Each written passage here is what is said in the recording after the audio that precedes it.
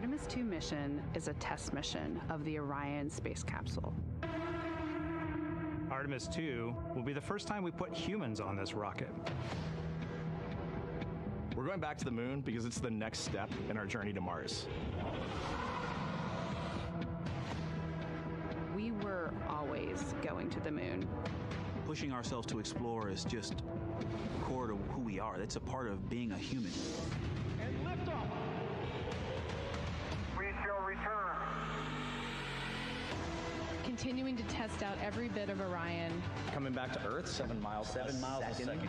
When humanity sets big goals, we can bring together genius from around the world. You have the best people on planet Earth putting this vehicle together. That's what's up. To innovate for the benefit of humanity and to inspire the world through discovery. And here we go.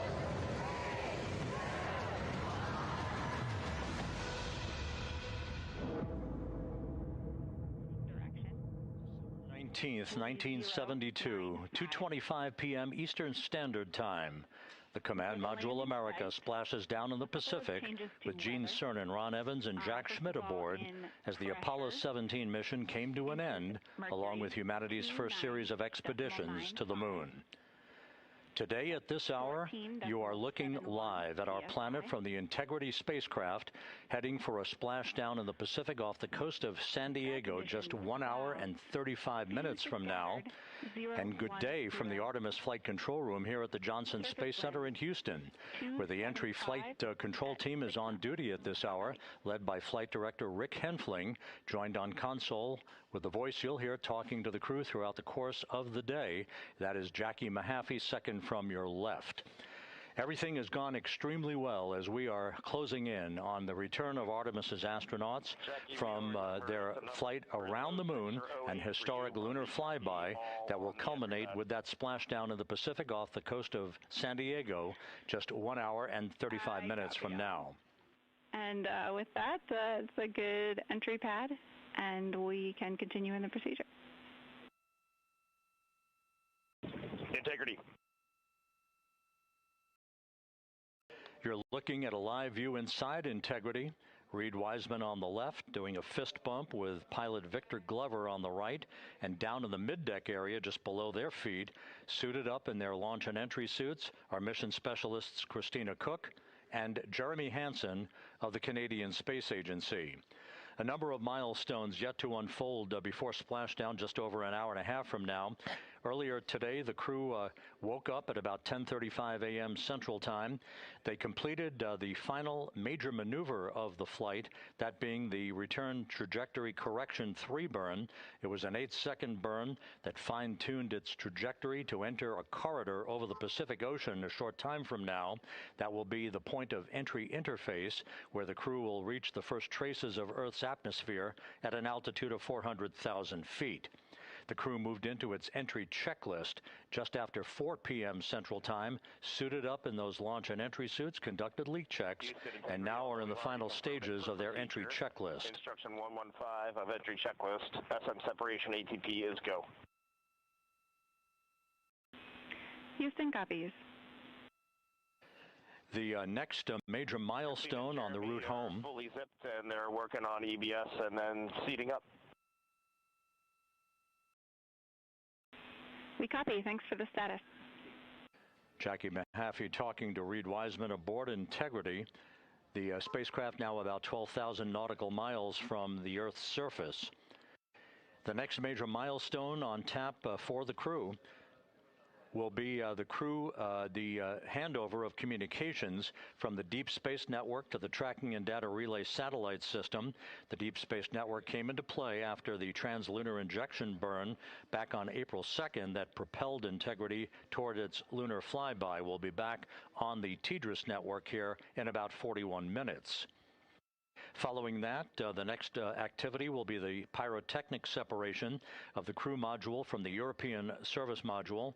That is scheduled at 6:33 p.m. Central Time, followed 4 minutes later by one final critical maneuver.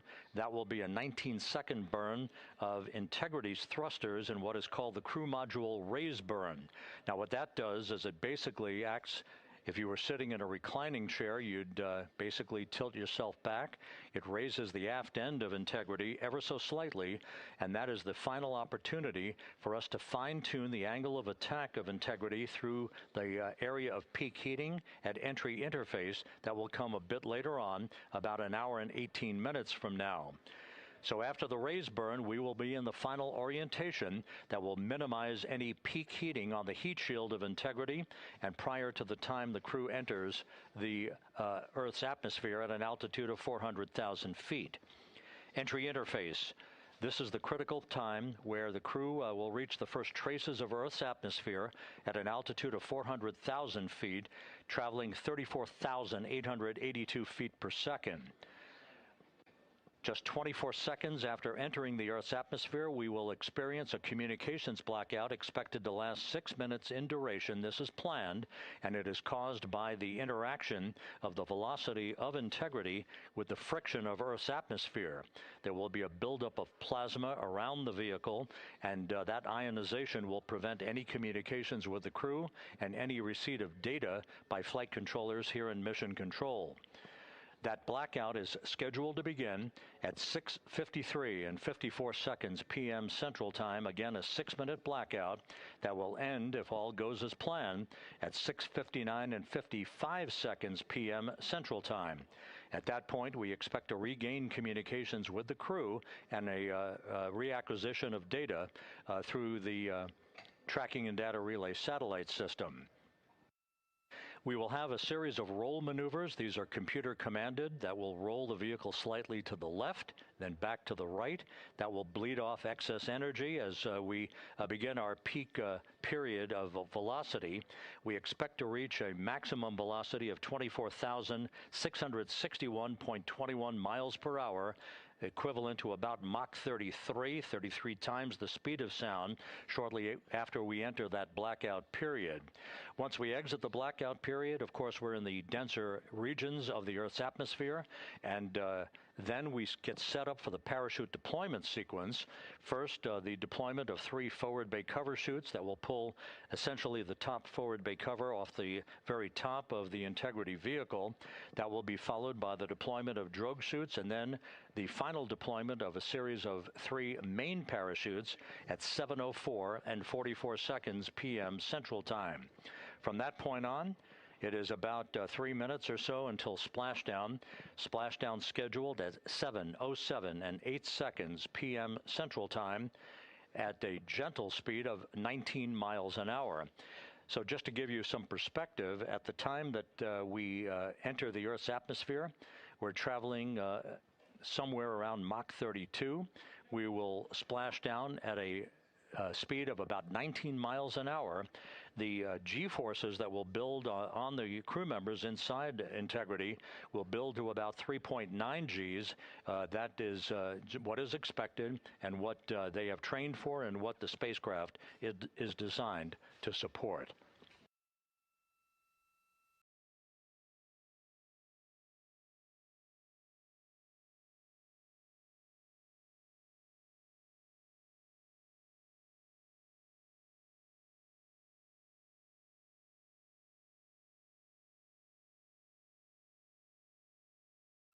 The latest weather forecast out in the recovery zone off the coast of San Diego is a go forecast from our meteorologists here at the Spaceflight Meteorology Group at the Johnson Space Center. And standing by on the deck of the USS John Murtha is my colleague from the Kennedy Space Center, Megan Cruz. Megan?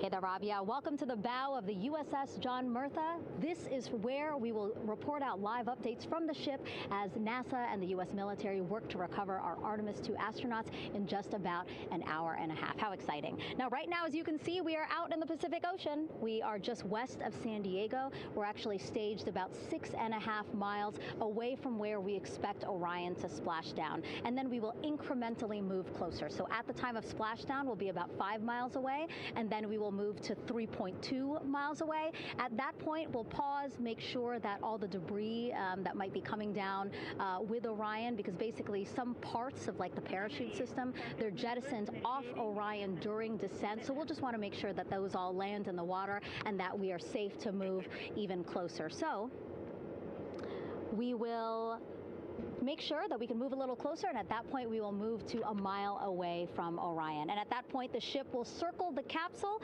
while NASA and Navy recovery forces work to get our astronauts out, and we should have great views of the bow from here. But also we have a ton of cameras all around the ship. For example, we actually have some cameras right to the left of me here on the bow. These are very strong, stabilized cameras. We can really get up close to make sure that we are sharing all the images we have available to you. We also will have some views from above. We actually have 5 planes providing live views of splashdown today. In fact, some of those aerial assets just took off from San Diego minutes ago.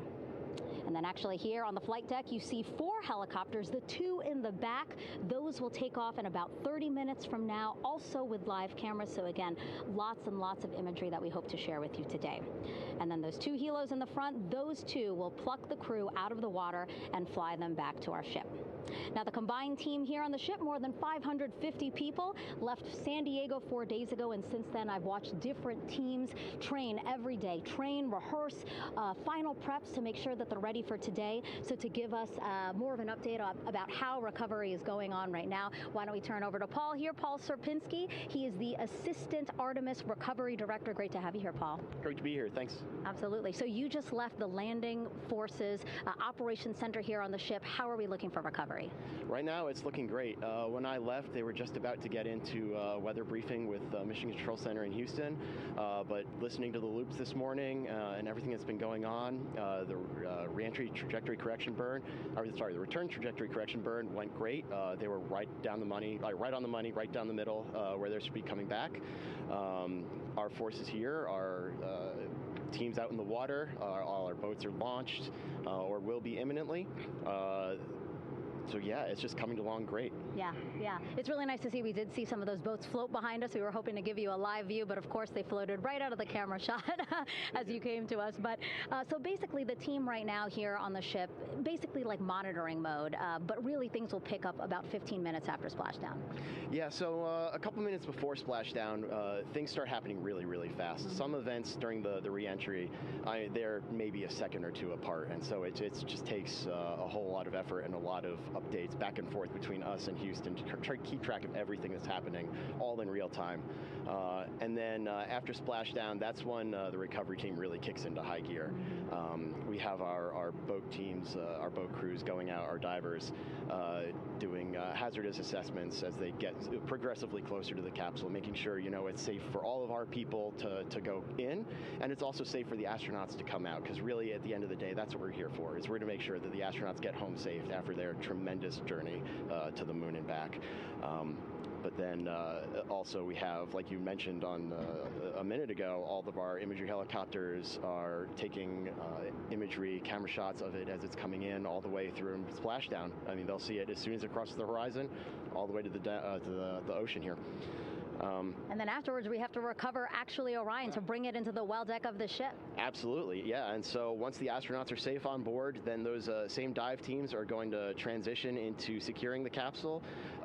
They'll position some equipment around it to kind of facilitate that. The ship will move into position. We'll attach a really big winch line to it, and then a bunch of tending lines. We'll pull the capsule around behind the ship and then start to slowly bring it in. And then, Orion comes in, goes hard down, and everyone cheers. Great day. Great day, exactly. Lots to coordinate, a lot to manage. Basically, planning for this recovery, Artemis II recovery, started a month after Artemis I launched. That was the uncrewed test flight of the Space Launch System rocket, as well as the Orion spacecraft. That was November 2022, a month later, all the planning for this. How does it feel to be so close to welcoming our friends, our astronauts home? I mean, for the whole team, I walked around the ship this morning just kind of visiting with a lot of people, a lot of groups, and just kind of get the feel of them. And everyone has that same kind of mentality. Everyone's excited. Everyone's thrilled to see all that work that we've been doing, like you said, for the last 3 years, since right after the last one came back till now, and some people even further back. Some of them go back a decade or more. So everyone is just excited, and they're ready. They're really ready for this, and just to be able to see our crew come back, that's going to be a thrill for everyone. How are you feeling? Are you ready? Is this something you ever thought you'd be doing? I'm ready. I'm excited. This has been the pinnacle of my career so far. It really has. I've seen a lot of firsts, a lot of lasts, but I can't think of ever topping seeing the first crew to go to the moon and back in 50 years, and to be here and be a part of that. And it's just a tremendous privilege. And on behalf of the whole team, I'm thrilled, and so are all of us. We're ready. Yeah, I definitely think that those words really embody how everybody on the ship is feeling. So thank you so much, Paul. I appreciate you being here. Absolutely. And so, Rob, we'll toss it back to you again. We will continue to join you with live updates from the ship as much as possible. Thank you, Megan. Back here at the Johnson Space Center, the entry team of flight controllers looking over the shoulders of Reed Wiseman and Victor Glover there on the flight deck of Integrity, and again just below their feet in the mid-deck area, if you will, Christina Cook and Jeremy Hansen of the Canadian Space Agency. They're in the final review of their entry procedures and all of the activities that will follow here very shortly in trip hammer fashion. We should note that after splashdown occurs, the flight control team here in Houston will be monitoring the orientation of the Integrity spacecraft. We are expecting it to splash down upright in what is called the Stable 1 configuration, with the top of the spacecraft pointed upward. Stable 2 would indicate that it is upside down in the water. Regardless of the orientation, there will be 5 inflatable airbags called the CMOOS system. That's the acronym for Crew Module Uprighting System. We are suit on complete.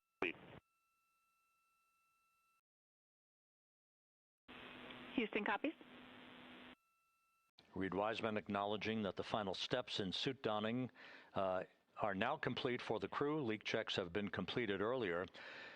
The CMOOS system, those 5 inflatable airbags, will be inflated with helium. Those airbags will ensure that the vehicle remains upright. While that activity is going on, the flight control team here will be checking the systems on Integrity, also making sure that there's no leakage of toxic gas from the spacecraft. It should take about 15 minutes from splashdown to the power down of all of the systems on Integrity. And at that point, assuming everything is in a nominal fashion, then the green light will be given for the Navy recovery teams to begin to make their way closer to Integrity to begin the erection of a large inflatable life raft called a front porch that will be buttressed up alongside the hatchway to the spacecraft. That life raft will be used to bring the crew members out of this vehicle once the hatch is open, one by one. They'll get their land legs back after 9 days of weightlessness before they're put in harnesses to be hoisted one by one in sequential fashion, in an alternating fashion, to the 2 hovering Navy helicopters overhead. Houston Integrity for status. Go ahead. Seats 3 and 4 are connecting umbilicals. We're going to be stepping into leak check soon. 1 and 2 will be seated. 3 and 4 will be free float, and we'll configure EPROC accordingly. Houston copies all. Reed Wiseman talking about the current procedures with the suiting of the crew members and subsequent leak checks, a final leak check for all 4 crew members. Everything is actually running a few minutes ahead of schedule. So once the life raft is inflated next to the Integrity spacecraft and the recovery teams have arrived alongside of the vehicle, the hatch will be open and the crew members will be brought outside into that front porch, as it is called, one by one. They then will be hoisted into the hovering helos overhead, and those helos then will turn around once the 4 crew members are on board, 2 for each helicopter, and will head back to the ship. That should be about a 10 to 15 minute transit, Once the helicopters land on the deck of the USS John Murtha, the crew members will be exiting those helicopters and brought into medical bay on the deck on the ship itself for comprehensive medical exams.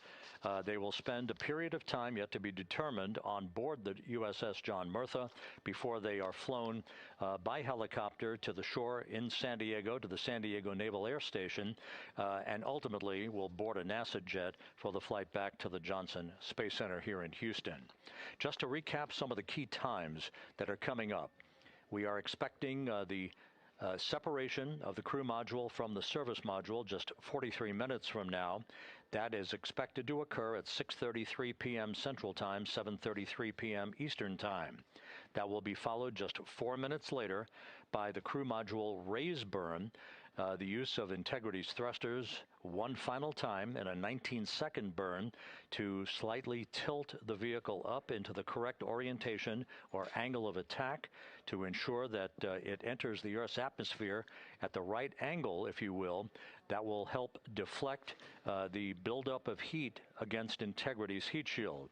This was a deliberate move, a change in the procedures from the Artemis I mission that resulted in unexpected char loss on the Avcode heat shield that had not been intended based on the entry trajectory for the Artemis I mission.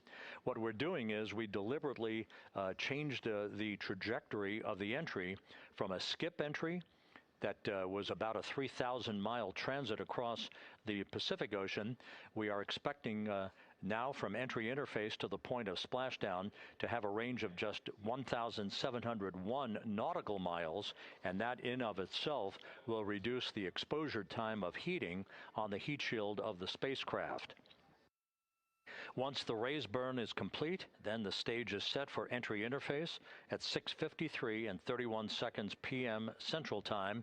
That means that Integrity will be entering the Earth's atmosphere at an altitude of 400,000 feet, traveling at about 34,882 feet per second, heading for its splashdown site off the coast of San Diego, as you just heard from Megan Cruz on the deck of the USS John Murtha.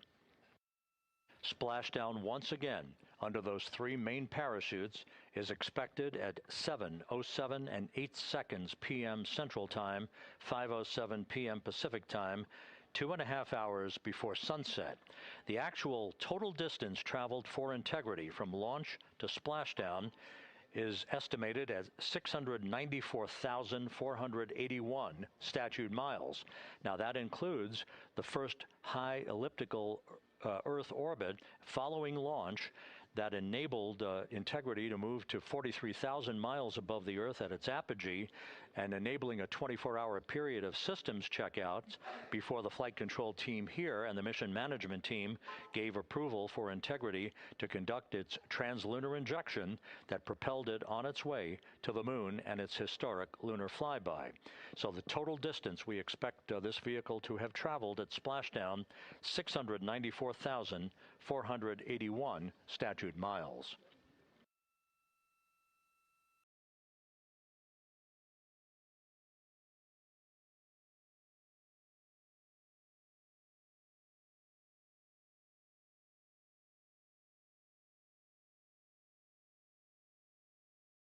With everything proceeding on track and on time aboard Integrity, the vehicle system is in excellent shape as the Earth grows larger in the field of view. Let's go back to the USS John Murtha and Megan Cruz, who is standing by.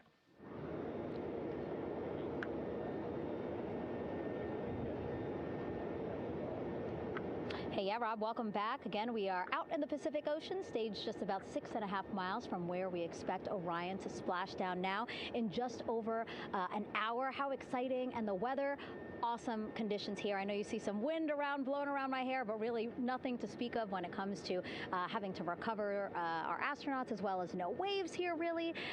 So yeah, we're expecting a really great day. Also, hopefully, some really great views. You can see behind me that some of the clouds are starting to break up, so that's really exciting.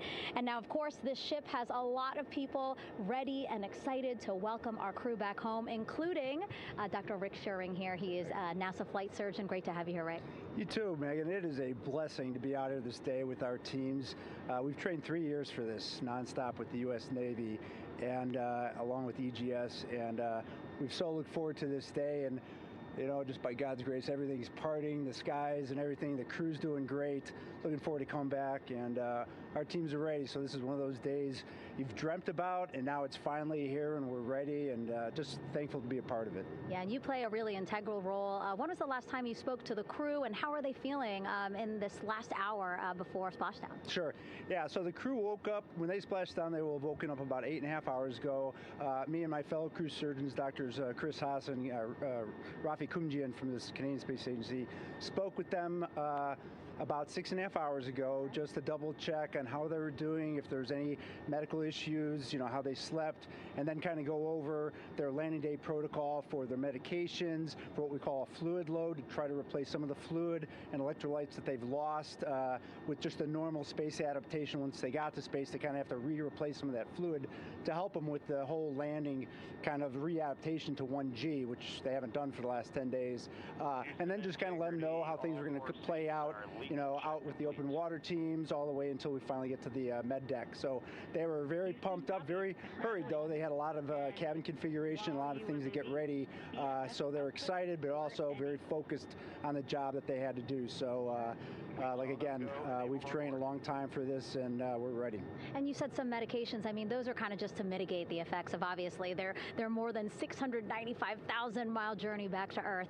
It's just like anti-nausea medication, right? Yeah, exactly, Megan. The you know, astronauts are very healthy, fortunately, and even when they come back in reentry, you know, the human system is very kind of dynamic. It has to readapt very quickly, and one of the most common responses they get is just some stomach awareness, to some nausea, even to some vomiting. And you know, with our crews that land out in Karagana, the Soyuz crews or our SpaceX crews, you know, they all kind of experience the same thing.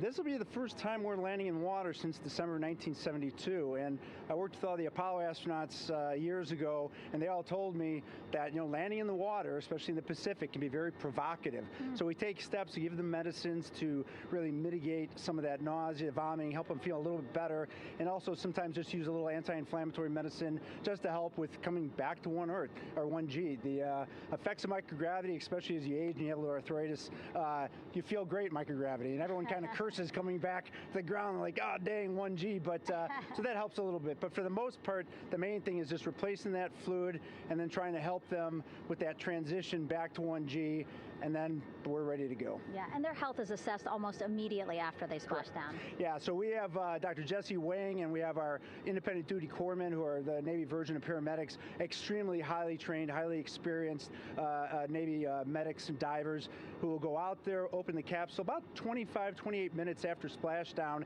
and do the first initial assessment. So Jesse and his team will go out there and look at each crew, kind of do their assessments, get vital signs, report back to Drs. Haas and Kumji and I back in the med bay, let them know how they're doing, and then you know, if they've got the normal kind of space adaptation kind of things, we expect that they're good to go on that. If anything, you know, didn't go the way we want, they're all prepared for that as well. And Jesse and his team, I mean, you know, this is their full-time job, taking care of, you know, sailors and folks who might be injured. We don't expect any injuries, but coming back, you know, going 25,000 miles an hour down to, you know, 20, you know, miles an hour is still a dynamic process. I've heard it described as, you know, kind of like a car crash. And then the crew will be ready to go, and Jesse and his team will make that transition to get them out to the front porch, do assessments on them again, call it to our med bay, and then once we have that and they're all good to go and the crew's feeling okay, we'll hoist them up in the helos. It's about a 3-minute flight back to the flight deck, and that's where me and the astronaut chief, Scott Tingle, will actually meet them. I'll get eyes on them, make sure they're all good, just take very slow transitions, and then one by one we'll either get them out with the SMTs, the SAR med techs, under each arm, just, you know, kind of just walk them very slowly to med bay, which actually helps them acclimate back to 1G. Or if they really don't have their sea legs back yet, then we might put them in what we call a stair chair, which will be right behind them, and then just very slowly kind of get them back into med bay to start our full assessments with the team. Yeah, so a really great team here to support them as soon as they get back, and also all throughout the mission, of course. You talked a little bit about this, but obviously, you know, we have seen astronauts return from the International Space Station for over 25 years, so we kind of know that that journey, how it affects the body. But yes, we're talking about humans returning from the moon for the first time since 1972. How is this different from your perspective? So it's different in one very significant respect. With on Apollo, for exercise, they had something called the Apollo Exergenia, which was basically just a little canister with some ropes, and they would have some resistance and kind of do that. And the Apollo astronauts really liked that. They liked the ability to exercise, because you decondition from a musculoskeletal standpoint, you lose your strength and your stamina very quickly.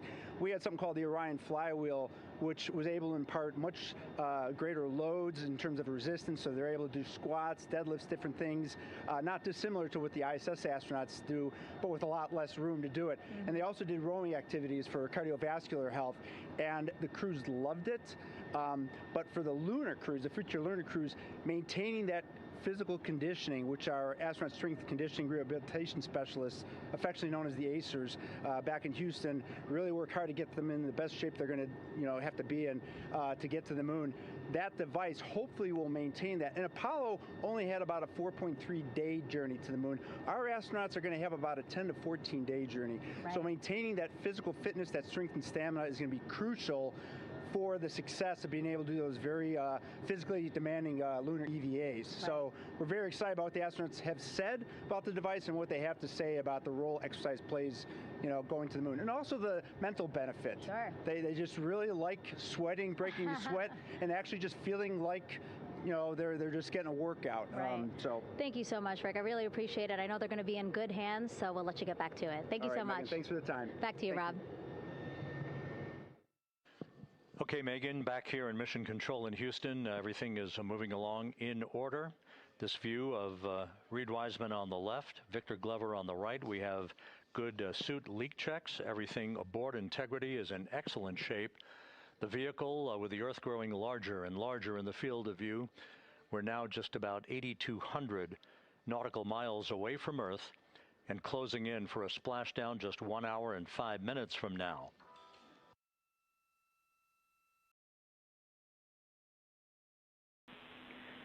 Integrity, just under a minute till your GPS maneuver initiates, and both GPS units look eager to acquire.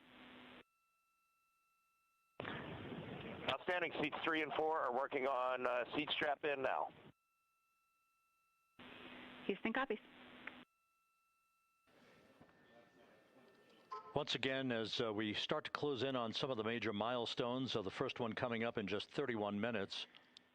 And Integrity, just confirming the LCG gas trap was able to be closed out. Affirmative. Copy. Crew module, service module separation scheduled just 31 minutes from now. The key point of interest, of course, will be the performance of Integrity's heat shield during its high-speed entry back into Earth and the peak heating that is expected around the spacecraft of some 4,000 to 5,000 degrees Fahrenheit. On Artemis 1, as I think most folks know by now, we flew a trajectory known as a skip entry, in which we performed an initial dip into the atmosphere to bleed off some energy. Then we skipped out of the atmosphere and dipped back into the atmosphere before splashing down in the Pacific. But after the mission was over with, we noticed unexpected liberation of some of the charring effects on the heat shield known as AVCOAT.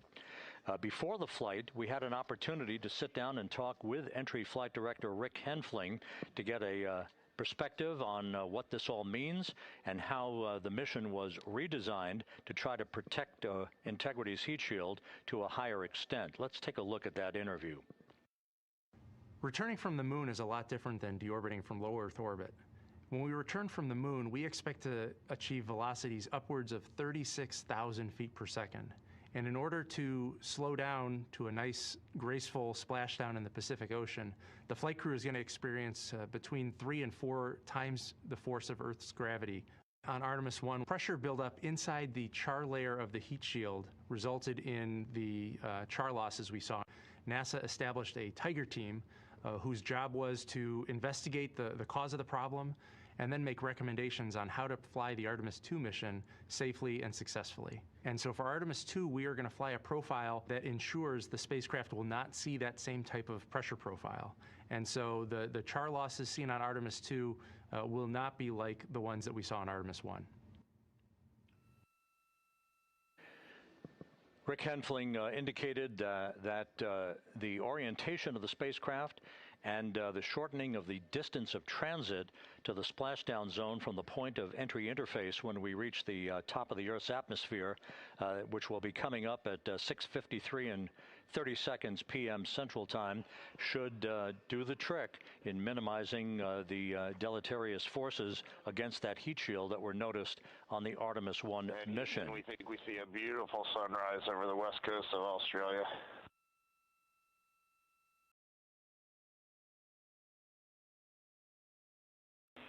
We copy. Commander Reed Wiseman reveling in his final hour in space on this mission as Integrity is passing over the southwest coast of Australia now at an altitude of some 7,600 nautical miles. That will begin the southwest and northeasterly transit across the Pacific Ocean. Let's talk a little bit more about some of the highlights and some of the numbers associated with the points of interest here. We are 27.5 minutes away from crew module, service module separation. That will be followed about 3.5 minutes later by the raise burn that we've discussed, a 19-second burn of Integrity's thrusters to fine-tune its angle of attack as it enters the Earth's atmosphere. Entry interface is scheduled 47.5 minutes from now. That's the point at which we will reach the top of the Earth's atmosphere, traveling about 34,882 feet per second at an altitude of 400,000 feet. Just 24 seconds after entry interface, we will begin a blackout period of 6 minutes in duration at 6:53 and 54 seconds p.m. Central Time. Now, right about 10 seconds after the blackout period begins, we are expected to reach peak speed, which would be 24,661 miles an hour. That'll be about 103 miles an hour short of the velocity record set by the Apollo 10 astronauts, Tom Stafford, Gene Cernan, and John Young, when they returned from the moon on the Apollo 10 mission in 1969. That blackout period is expected to last 6 minutes in duration. At 6:54 and 52 seconds p.m. Central Time, we'll reach our peak heating period of about 4,000 to 5,000 degrees while we're in a communications blackout from Integrity and its astronauts. That blackout should end at 6:59 and 55 seconds p.m. Central Time, at which point we expect to regain communications with the crew. Capcom Jackie Mahaffey here in the flight control room will be talking to the crew, calling them, and we'll await a response from the crew as they come out of that blackout period. And at that point, their altitude will be just 157,000 feet above the Earth, traveling at 13,000 feet per second with a range to splashdown of just 147 nautical miles. From that point on, the next key series of events will be the deployment of a series of parachutes that we discussed before. First, the forward bay cover chute deploy that will pull the forward bay cover away from the top of Integrity, followed by drogue chute deploy and then the main chute deploy that's expected at 7:04 and 44 seconds p.m. Central Time. That will begin the gentle descent of Integrity towards its splashdown at just a velocity of just 19 miles an hour, and that will begin the recovery operations that you just heard Megan Cruz discuss with her folks on the USS John Murtha. All of Integrity's systems in great shape. The crew is suited up. Leak checks complete as we stand by for the next major milestone, which will be the crew module service module separation just 24.5 minutes from now.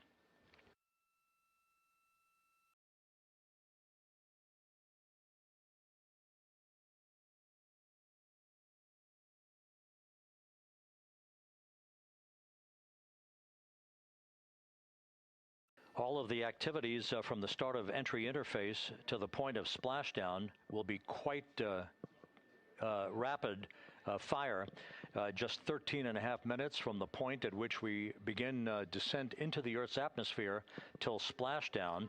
And just to show you, as Rick Shearing, the flight surgeon, alluded to in his interview with Megan Cruz, all of this happens to decelerate the vehicle from traveling around Mach 33 to just 19 miles an hour at splashdown. All of that happening in just 13.5 minutes. But the vehicle and the parachutes are all designed to support all of that, so we'll be standing by to report all that to you in sequential fashion as these milestones are ticked off and as we hear from the crew during its entry back into the Earth's atmosphere and ultimately when they emerge from the blackout period, and at that point we'll be just minutes away from splashdown.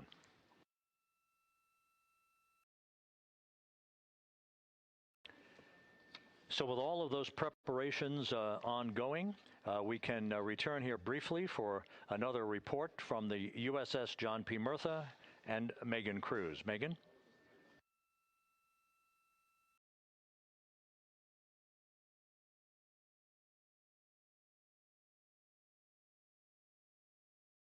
And we'll regain that communication with the USS John P. Murtha just momentarily.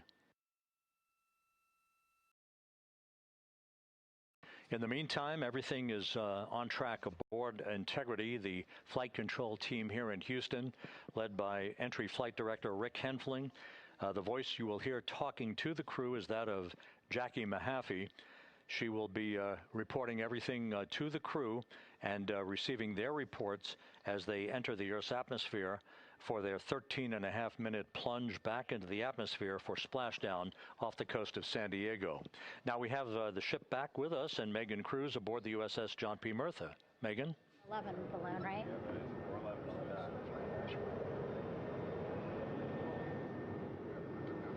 Hey, Rob, yeah, the excitement is really building here on the ship. I'm watching right now one of the weather balloons being lofted up from the ship. Again, weather balloons, very important for us to make sure that we are tracking the right kind of weather and also the data that's needed for what's called our Sasquatch team. Again, it's a team out of NASA that basically makes sure that the debris that comes off of Orion, again, some of those pieces of the parachute system, make sure that they don't fall on us here in the sea, and also our aerial assets, our folks in helicopters. So watching that float away right now. But with me right now is Captain Eric Kenny. He's the commanding officer of the John P. Murtha naval ship. Thank you so much for being here. There are so many moving parts that you have to keep an eye on. That's absolutely right, yeah. But first of all, on behalf of the crew of USS John P. Murtha, Megan, thanks for having me on today. Happy to tell you what we're doing and excited to get the interview started. Yeah, absolutely. Why don't we actually take a look at the flight deck here? We'll start there. Basically, we also, while watching this weather balloon float away, we noticed all 4 helicopters leave the flight deck. We now have an empty flight deck. We had 2 imagery helos as well as the 2 crew helicopters that will go recover the crew. This is just one of the many things that, again, our ship of 550 people, it's something that you oversee as commanding officer. Yeah, absolutely. Every commanding officer, I would say really every naval service member, our priority is always safety. And as the commanding officer, I take that as one of my primary roles here on board. Mission accomplishment is important, safety always. So my day really has, I would say my message to the crew has sort of changed over the past 24 hours. As we're leading up to today, we've been building up the excitement and motivating the team for the training that we've executed. But really over the past 24 hours, now I'm trying to get us to slow down a little bit. Trust our training, right? Don't believe all the hype. Don't believe everything that's going on. Just let's trust what we've done to get to this point. And if we do that, we'll be successful today. Mm-hmm. And also part of the big success is obviously the coordination between NASA and the U.S. military. How does it feel being able to support the human space program we have? Yeah, I mean, since 1959 with Mercury, Gemini, Apollo, the history between NASA and the Navy has been in lockstep. But like any other skill, if you don't practice it regularly, that skill atrophies. So we've had a few decades off from that. But, over the past 4 or 5 years, really with this ship over the past year, we've constantly trained and working for this moment right here. Building up the hype, but to get to this point today, to be able to trust all the training we've done. We've worked with, working with NASA, the Air Force, the medical team, dive team. You want to talk about high-performance organizations coming together, working in unison? We are seeing that here on board the USS John P. Murtha, and I can't be more proud of all the work everyone's doing. Yeah, you had some great words this morning saying just that, again, that it's really nice to see everybody working together and so excited. I mean, you just became the commanding officer of this ship back in February. How does it personally feel for you to be a part of this historic moment today? Yeah, I mean, first and foremost, I'd say any opportunity to command any warship in the United States Navy is a tremendous honor, is a pinnacle of any naval officer's career. That being said, as my change of command was approaching, and I realized that Artemis was going to be in the window here, to say that I'm humbled and honored to be here is an understatement. What really just excites me is the opportunity to see this crew, who has been training so hard over the past year plus, come together. It is what inspires me. Listening to NASA and the ownership and pride they take. They make my crew better. I think we're making NASA better together. That synergy is something that I'm happy to see and hopefully take forward with me in my career. Yeah, it's all about partnerships. We couldn't do it without you, and we couldn't have gotten to the moon without our international partners as well. So thank you so much, Captain. It was really great to have you here today. Thanks, Megan. Awesome. All right, Rob, back to you. Thank you, Megan. Back here in Mission Control in Houston. We just had a quick view of the crew. We'll get that view back, and there they are again. Here in Mission Control, the entry team of flight controllers led by Rick Henfling and Jackie Mahaffey serving as the spacecraft communicator. We have just handed over communications links from the Deep Space Network that we communicated with the crew through from the time of the translunar injection burn back on April 2nd. We've just handed back to the Tracking and Data Relay satellite system as we prepare for the crew module service module separation that will take place just 17 minutes from now.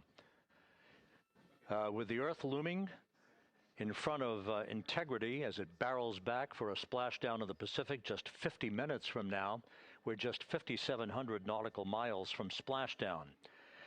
Just one other quick note about the comparison from the Artemis 1 entry profile to the Artemis 2 entry profile and how that is serving as an extra layer of protection for Integrity's heat shield. The Artemis 1 entry had an entry range of some 3,178 nautical miles, a very long downtrack, and a very longer period of exposure to heat loads than we're experiencing tonight. It also had that skip entry profile that we discussed earlier, dipping into the Earth's atmosphere, then back out, then back in. It was about 20 minutes of exposure. Integrity, Houston, comm check on Tidris. Jackie, we have it loud and clear on Tidris. We have you the same. And there's one of the weather balloons being deployed from the USS John P. Murtha.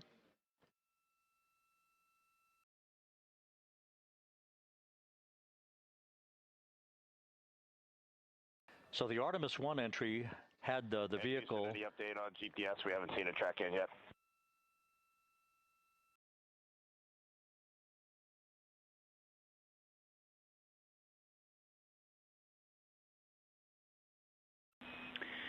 Reed, we are watching. We are starting to get into the window where they may start acquiring, so should be within the next 10 minutes.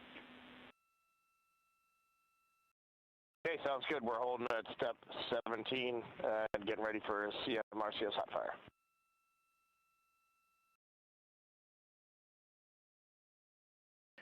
And that exchange indicating that we are expecting to acquire data from the GPS system on board. That'll be a navigational tool that will basically tell Integrity's computers that they're on track down the center line of the corridor for the entry interface that will lead them to their splashdown point.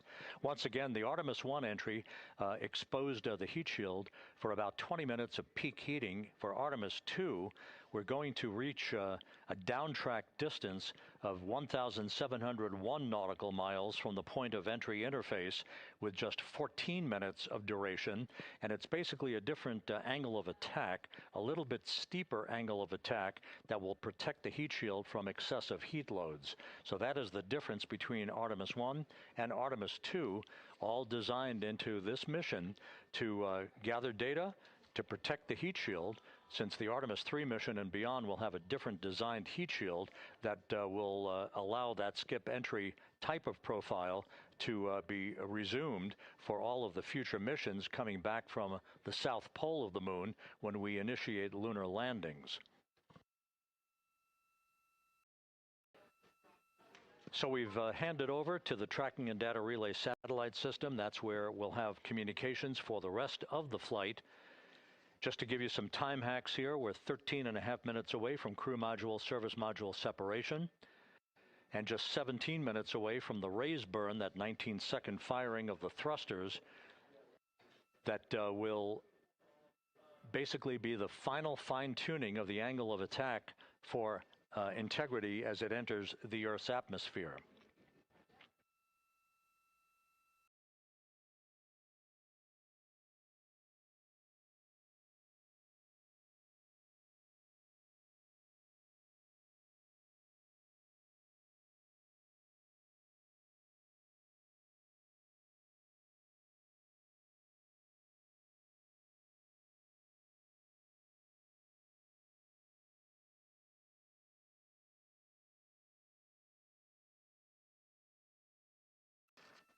And once again, a dueling box view of some of the assets that are involved in recovery operations today.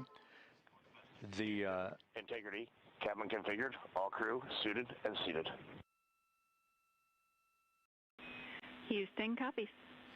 That confirmation from Reed Wiseman aboard Integrity, as you see the assets being deployed to the splashdown zone. At the time of splashdown, we expect the John P. Murtha to be about 5 miles away from Integrity, keeping a safe distance until we are sure that the vehicle is in the water and upright, and that it is in a good configuration system-wide for the recovery teams to begin to approach the vehicle to erect that inflatable raft. 2 minutes to CM RCS warm-up hot fire. We're ready. That call from spacecraft communicator Jackie Mahaffey indicating that we're 2 minutes away from a quick burst of the reaction control system.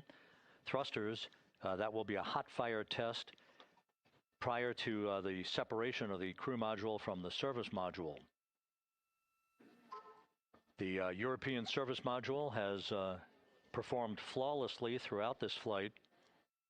Everything, all the burns that had been prescribed for that service module have been executed on time and without a problem. There is the European flight control room that has overseen the manufacturing, the design of the European service module. They deserve quite a bit of credit on this mission for not only propelling the Integrity and its astronauts toward the moon, but also conducting the fine-tuning of its trajectory to bring it to this point where we are dead spot on down the middle of the corridor trajectory-wise to bring Integrity down for its splashdown in the Pacific just 44 minutes from now.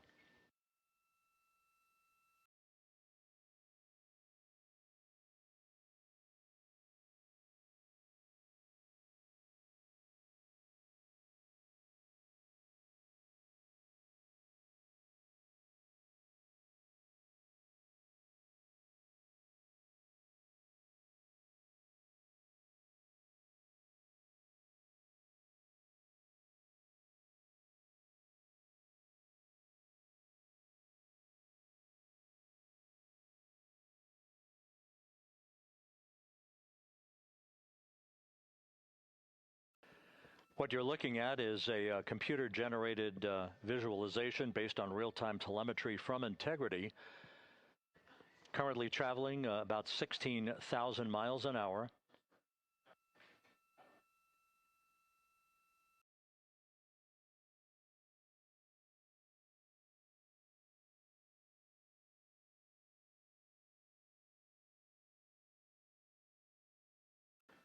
Integrity traveling about 16,000 miles an hour. For the prop cautions, we're taking a look. Copy that. Now just about 5,100 miles from Earth. Splashdown scheduled 43 minutes from now. We're just 9.5 minutes away from the crew module service module separation.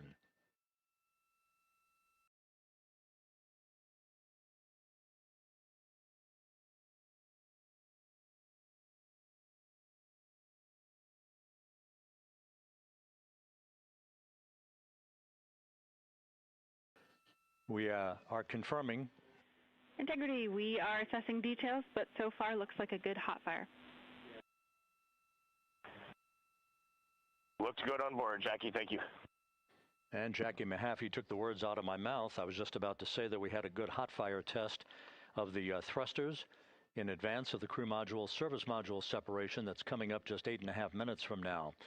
This will begin the period in which we will have rapid-fire succession of critical activities on board that will lead to entry interface just 28 minutes from now, where the vehicle will enter the Earth's atmosphere at an altitude of 400,000 feet. The time of entry interface, 6:53 and 30 seconds p.m. Central Time.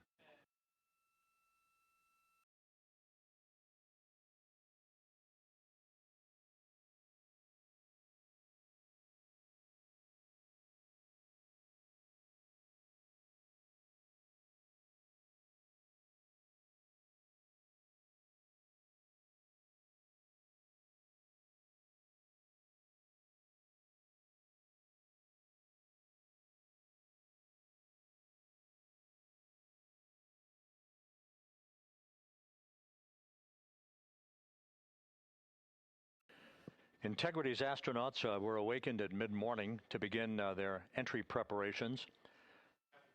And propulsion officer now reports a good hot fire test in preparation for the crew module service module separation.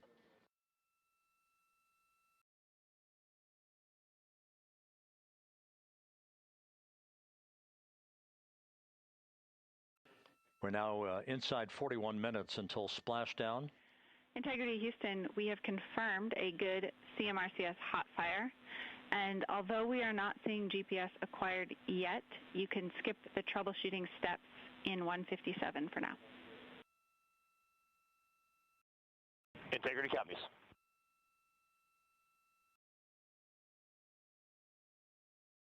That GPS discussion indicating that we will be acquiring navigational data for Integrity through the Global Positioning System equipment on board. We just don't have it yet, but we will.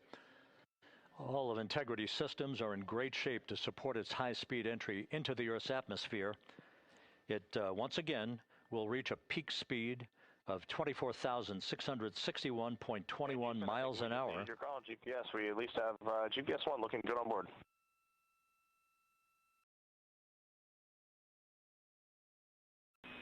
We are confirming.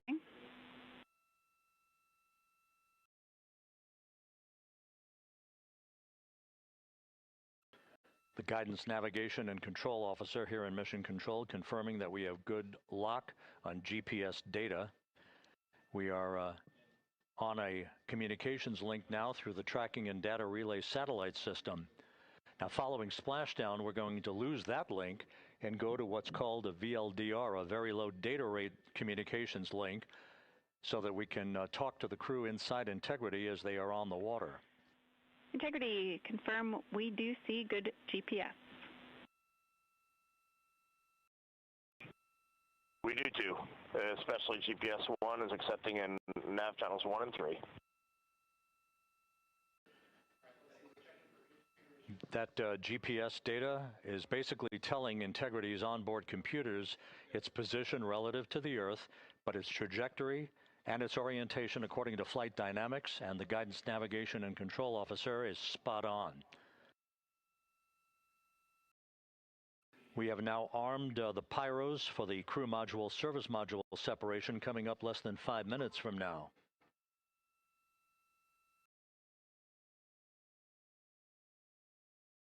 Once again, just 10 seconds after entry interface, we will see Integrity reaching its peak speed of 24,661.21 miles per hour. That will be just seconds before we begin a 6-minute blackout period. Integrity, Houston. Your vehicle is in a good config for CM-SM SEP and go for CM raise. Houston, we see the same on board and copy go for CM raise. That CM raise referred to as the slight firing of 19 seconds by Integrity's thrusters with a change in velocity of 9.9 feet per second, a slight nudge of the aft end of the vehicle so that it's tilted a bit upward, providing the final angle of attack as the vehicle enters the Earth's atmosphere.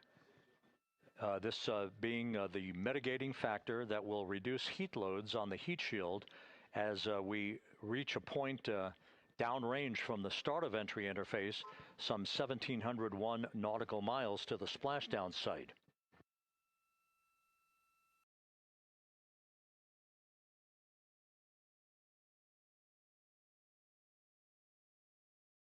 Integrity systems in excellent shape. We are currently 3,300 nautical miles left in this mission. Splashdown scheduled 36 minutes, 39 seconds from now.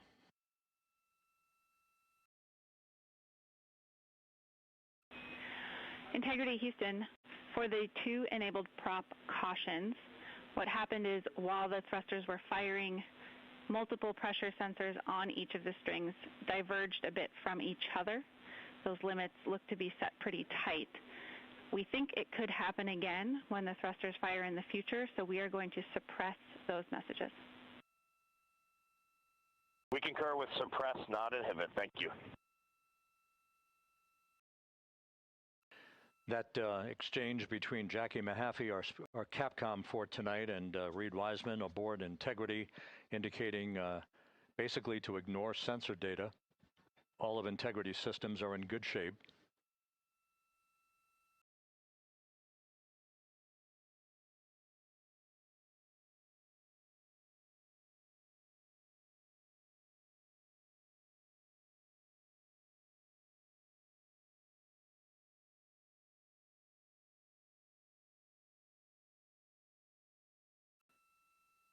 Now, coming up on about 90 seconds till the crew module, service module separation.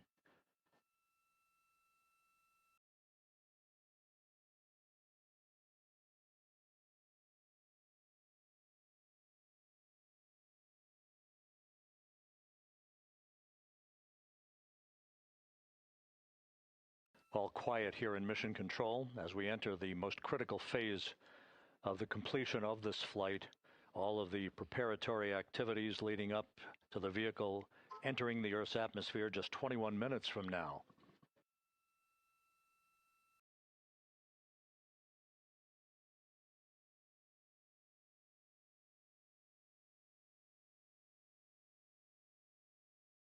Coming up on 1 minute.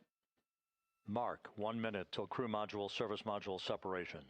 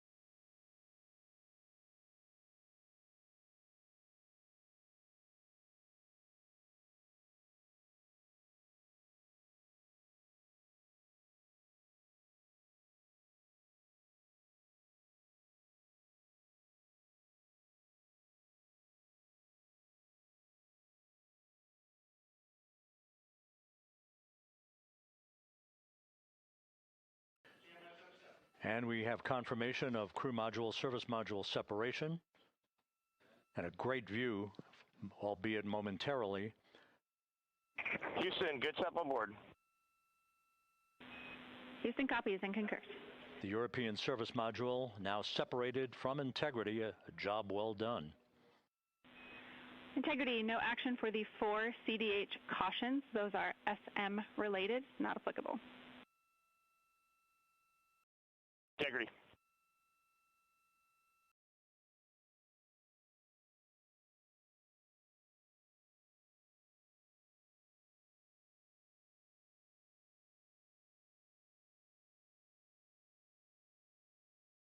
So, with Integrity now flying free on its own for the remaining 32 minutes of this mission, next up, the raise burn, a 19-second firing of Integrity's thrusters. Good GPS 2.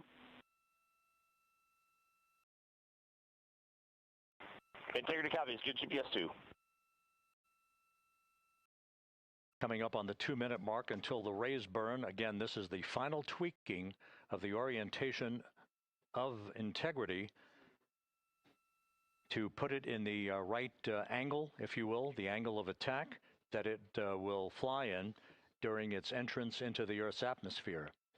Entry interface now just 18 minutes, 25 seconds away. This is a visualization, but driven by real-time telemetry. This is the maneuvering of Integrity to the raise burn orientation. Just 2,800 miles from Earth.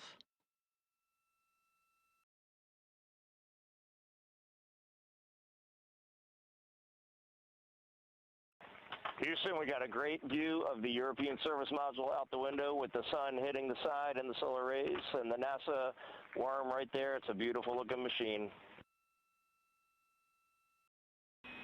Roger.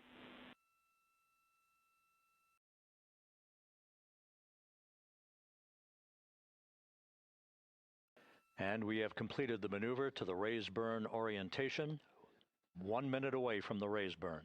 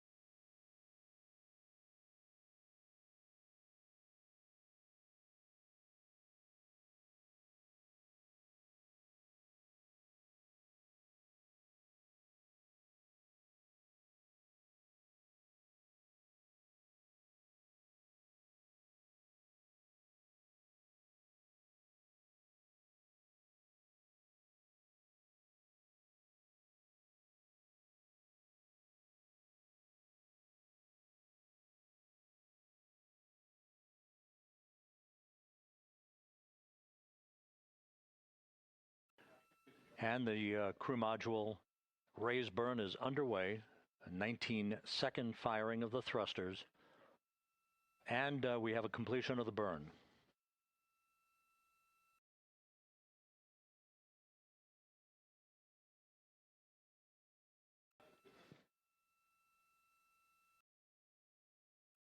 Integrity, good. CM raise burn. Your flight path angle is within limits.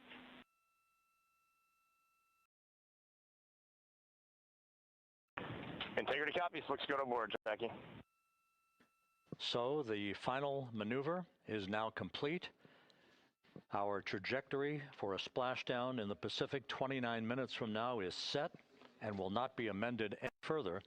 And we have the right angle of attack to mitigate any excessive heat loads on the vehicle during entry interface. Integrity, Houston, a heads up about comm coverage.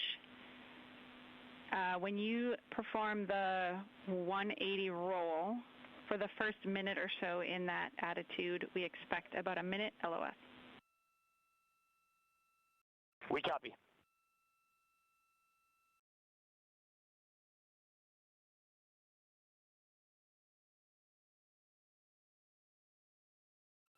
So for those who are watching, The series of events coming up, we will enter the first traces of Earth's atmosphere 14 minutes, 45 seconds from now.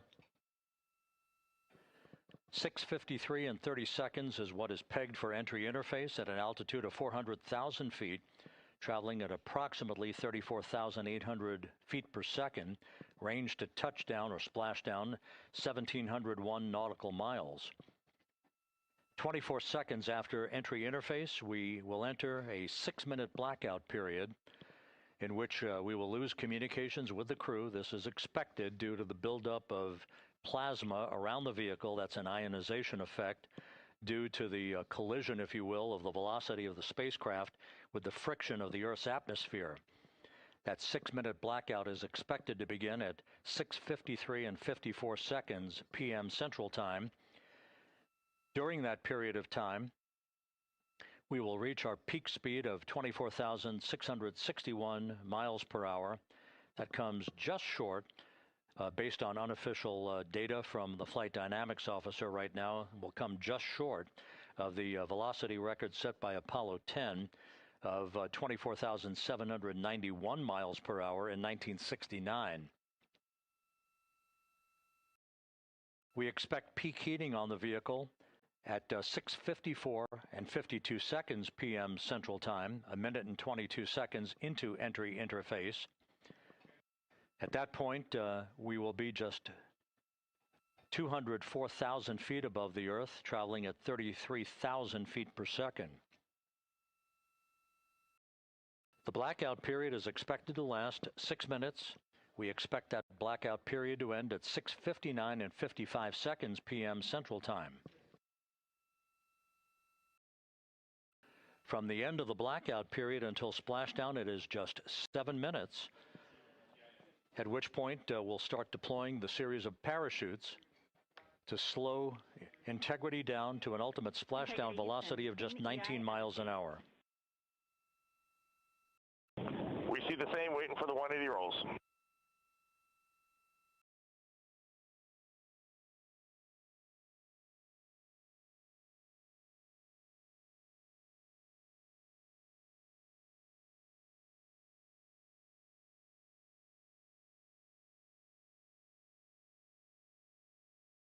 The parachute deployment sequence, once again, will come in several segments, but in rapid fire succession. And we have a great view of the moon out window too. Looks a little smaller than yesterday. Guess we'll have to go back.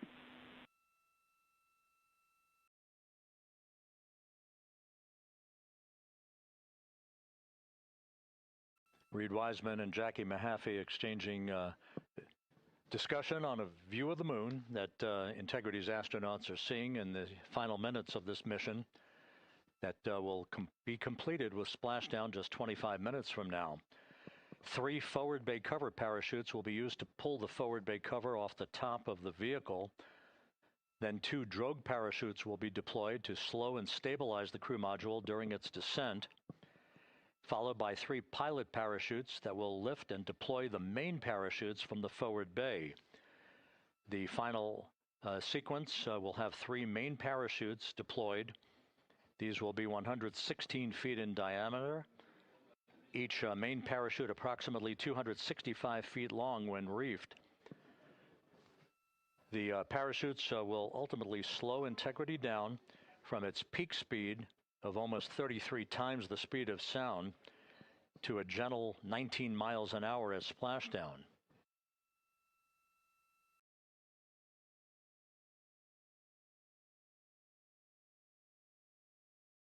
The vehicle is now currently in a roll to the proper attitude for entry interface. Our trajectory is right on according to flight dynamics.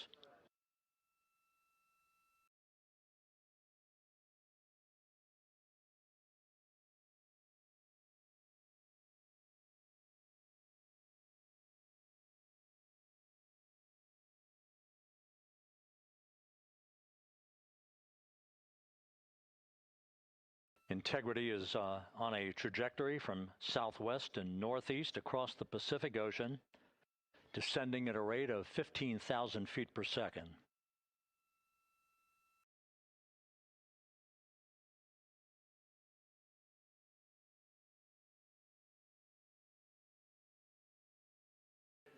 Range to touchdown 4,300 nautical miles, all the systems in excellent shape.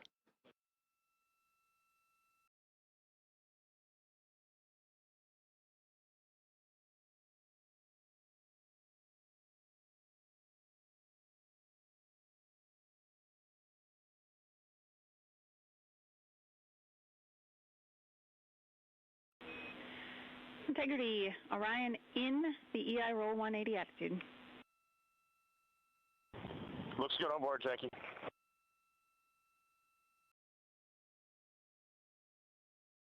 This view out of one of Integrity's windows. We had a call for 3 good baros. Those are barometric pressure sensors that feed altitude and rate of descent information to Integrity's computers that will trigger the parachute deployment sequence. We are less than 9 minutes away from entry interface, 22 minutes from splashdown.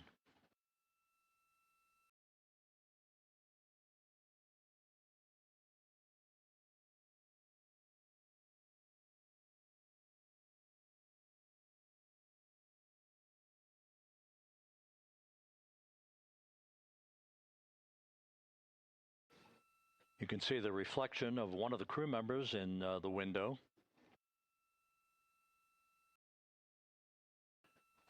Out in the Pacific, the weather conditions remain go. Just a few clouds, some scattered clouds, winds at 10 knots, wave heights just about 4 feet.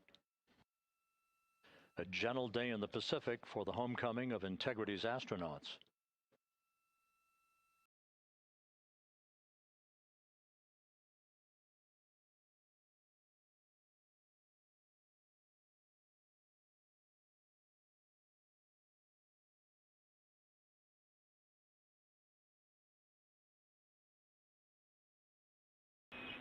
Integrity back in EI attitude.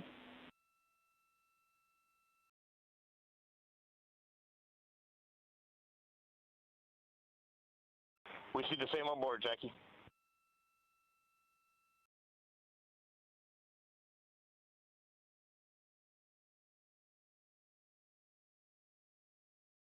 Houston, purge is complete. Crew and vehicle are configured for entry.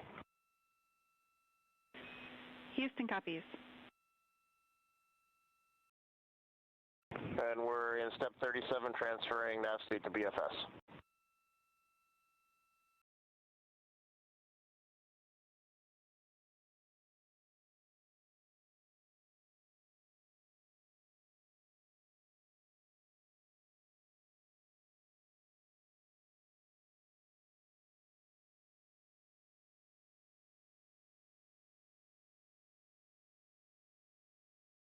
And Houston, in instruction 509, we are not below 0.2.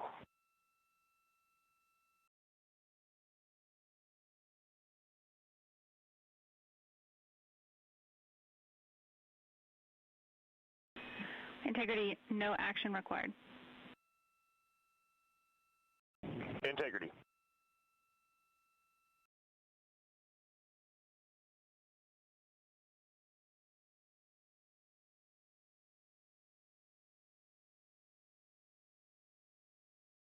Now 6 minutes away from entry interface.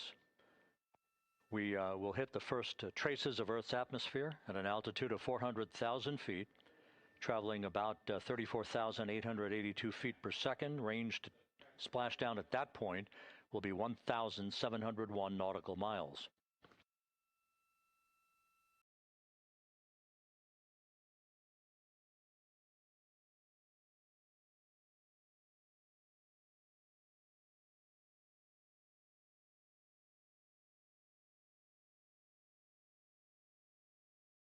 Once again, just a reminder, some 24 seconds after entry interface, we do expect to lose communications with the vehicle and the crew during a 6-minute blackout period when a plasma shield will build up around the spacecraft due to the ionization, due to heating effects. And Flight Dynamics has just confirmed we will have a blackout period of exactly 6 minutes in duration. And once again, that's due to the fact that a plasma buildup around the vehicle will prevent communications and data, so we will not be able to talk to the crew members at that time, nor will we receive data here in the flight control room. Houston, everything is looking good on board. Just confirm no pre-EI downloads. Houston concurs. That blackout period to begin at 6:53 and 54 seconds p.m. Central Time, and again will last about 6 minutes in duration.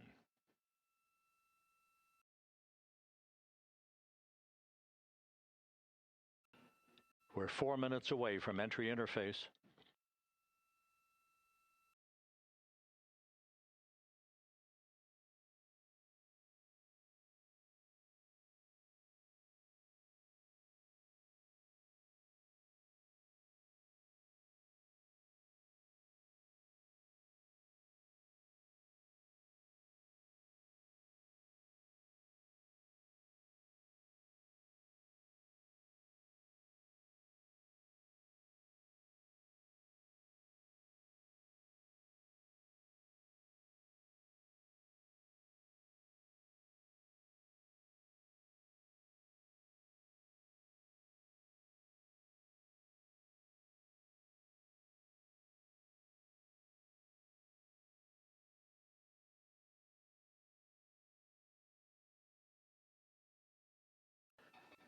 This view from Integrity as it crosses from southwest to northeast across the Pacific Ocean, 3 minutes from entry interface.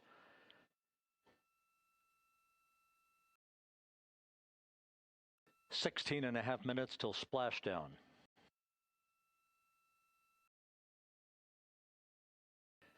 The USS John P. Murtha and the recovery team is on station and in position, as are the airborne imagery assets that we hope to receive imagery from as Artemis enters the Earth's atmosphere and through parachute deployment.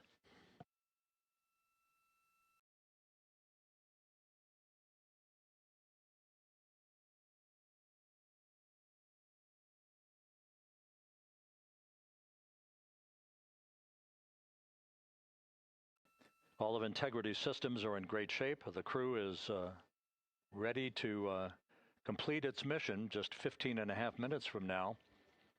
All of the activities today have gone off in perfect fashion. No issues with the vehicle, no issues with the crew. And the weather at the splashdown site is go.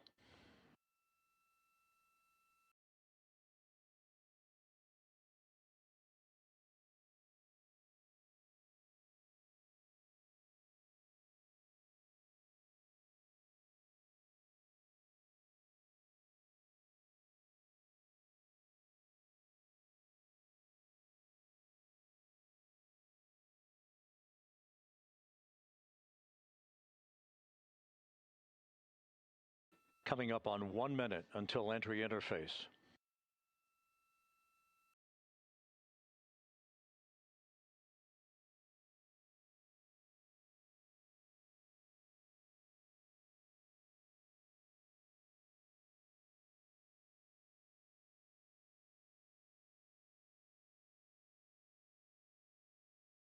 Mark 1 minute until entry interface. 1 minute, 20 seconds until the expected start of our 6-minute blackout. Integrity, 1 minute to a 6-minute blackout. Integrity.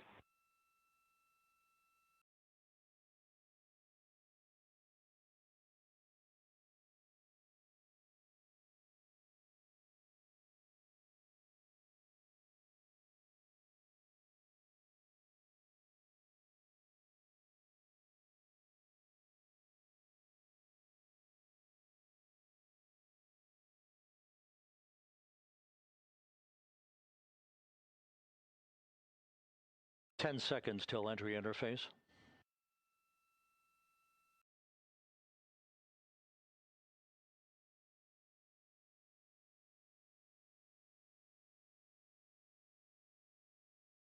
And we have crossed the threshold, now entering the Earth's atmosphere. We're at 400,000 feet, traveling 34,800 feet per second.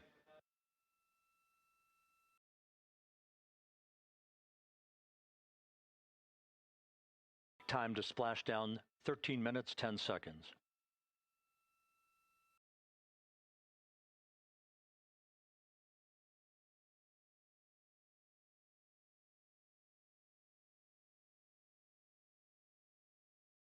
And as predicted, we've entered our communications blackout.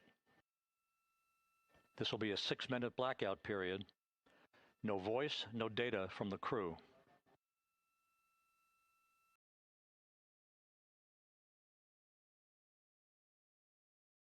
We're 30 seconds away from the anticipated point of peak heating on the vehicle, where temperatures will rise to about 4,000 to 5,000 degrees Fahrenheit. This is the true test of our trajectory.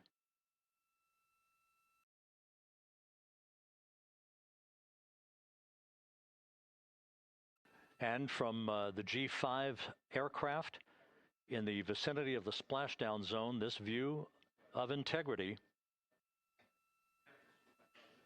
So that pinpoint of light shows the vehicle as it enters the period of peak heating in the Earth's atmosphere, the first tug of gravity being felt by Integrity's astronauts since their launch back on April 1st.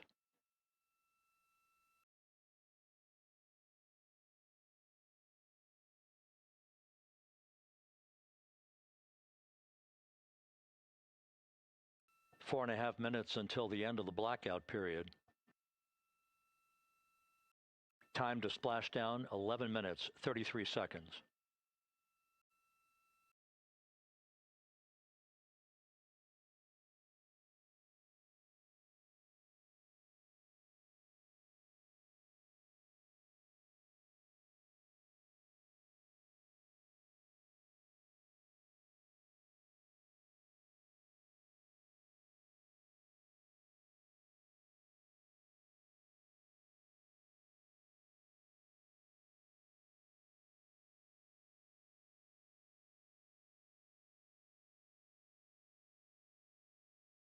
The landing and support officer reports that the P3 has acquisition on Integrity.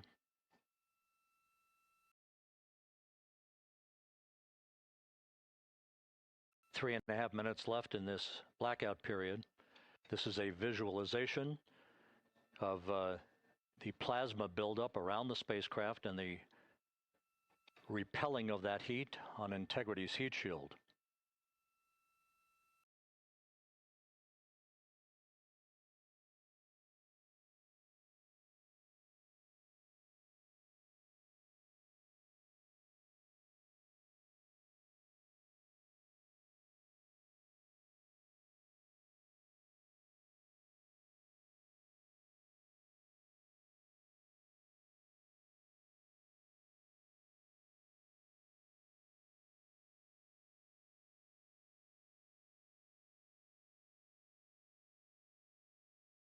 Flight Dynamics reports that airborne assets in the vicinity of the splashdown zone do have a visual on Integrity. Still 2 minutes and 40 seconds left in our blackout period. Time to splashdown, 9 minutes, 35 seconds.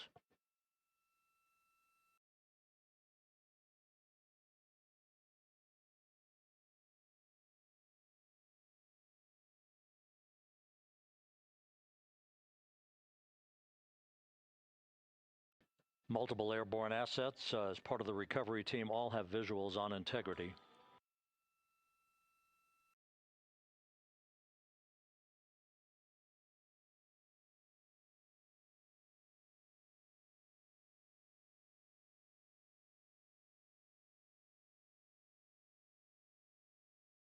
And the WB-57 flying in the splashdown zone also has a visual. And the Navy helos also have visuals.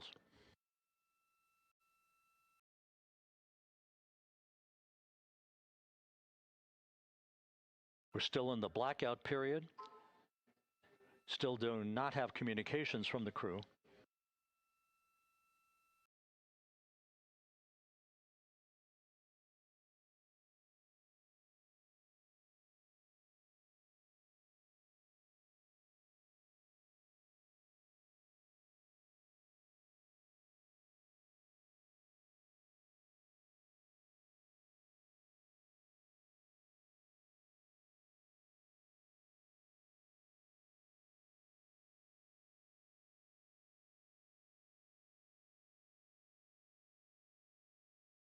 We're standing by for communications from the crew. We should be out of the blackout period less than a minute from now.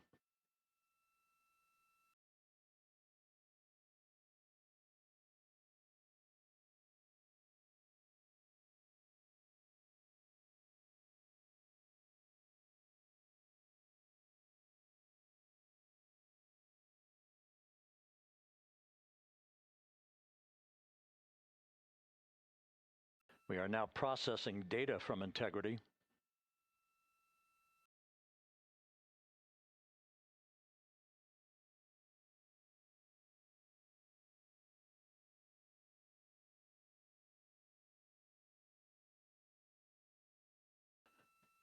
Landing and support officer reports the small boats are en route to the splashdown target zone.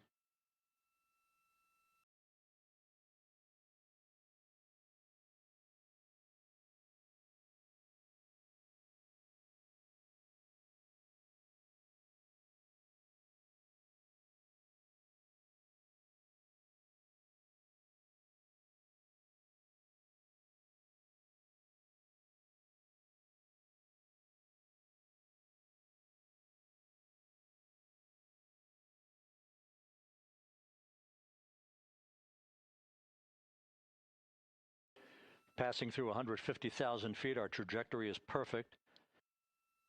We're getting intermittent views of integrity. Still waiting to establish voice communication.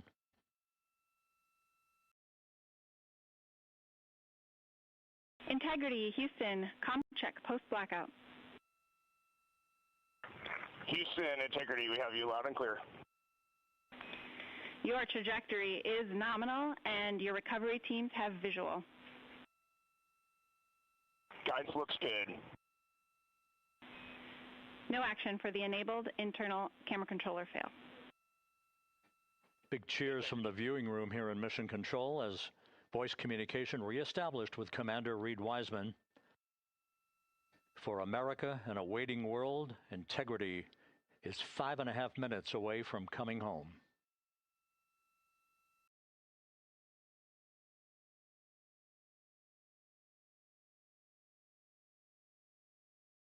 Passing 100,000 feet now. Range to splash down 19 nautical miles.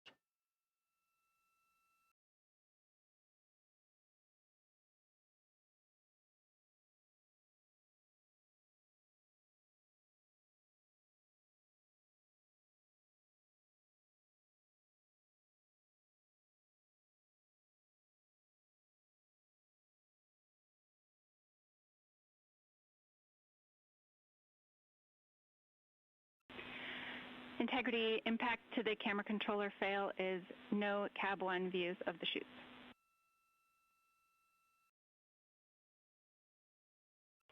Integrity.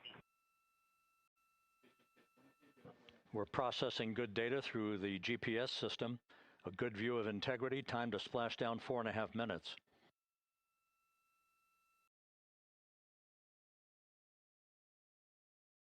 And a view of Integrity from the WB-57. We're at 50,000 feet.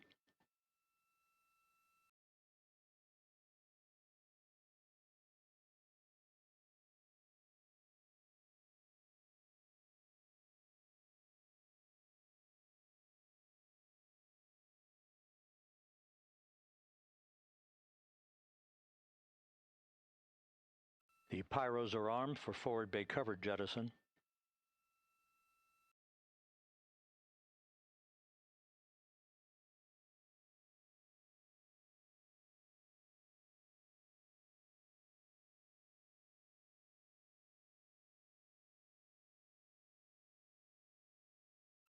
And there go the first series of parachutes. And we're on drogues. And Houston, we're visual 2 drogues out the window. 2 good drogue chutes. Next up. We copy, we see them. Next up, the deployment of pilot parachutes that will pull the main chutes out. Time to splash down 3 minutes and 10 seconds.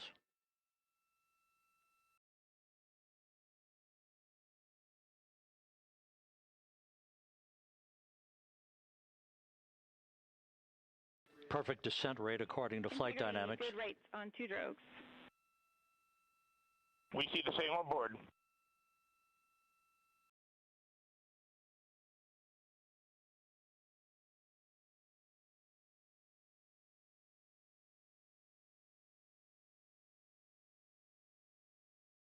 Passing through 10,000 feet, still on drogues.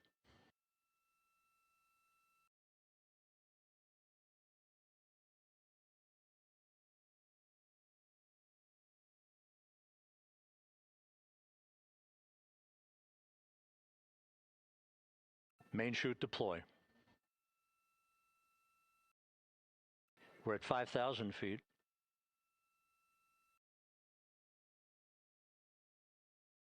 Search and recovery beacon has been activated on integrity.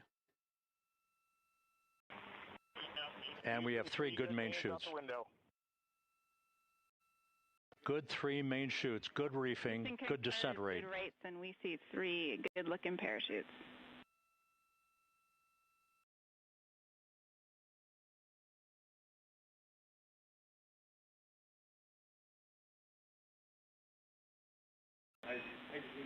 Integrity. Cabin pressure indicates no need for hydrazine checks. Integrity copies. This is a perfect descent for integrity. Its crew sounding hale and hearty on board. Time to splash down 1 minute, 15 seconds.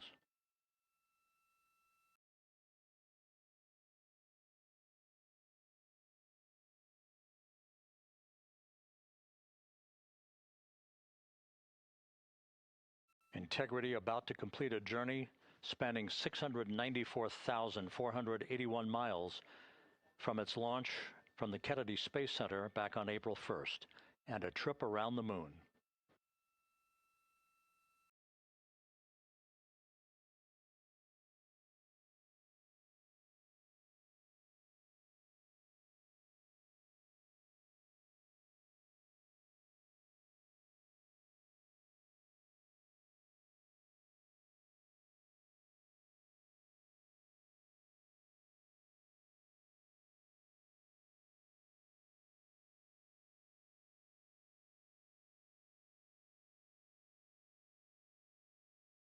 Passing through 1,000 feet.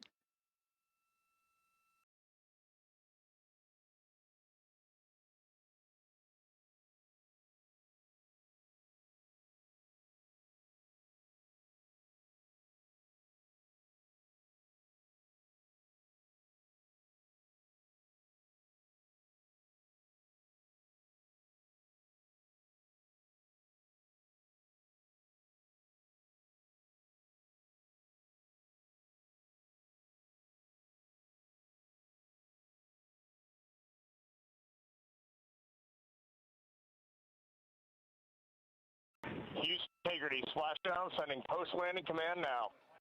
Splashdown confirmed. Copy splashdown, waiting on VLDR. Splashdown confirmed at 7:07 p.m. Central Time, 5:07 p.m. Pacific Time. From the pages of Jules Verne to a modern-day mission to the moon, a new chapter of the exploration of our celestial neighbor is complete. Integrity's astronauts back on Earth.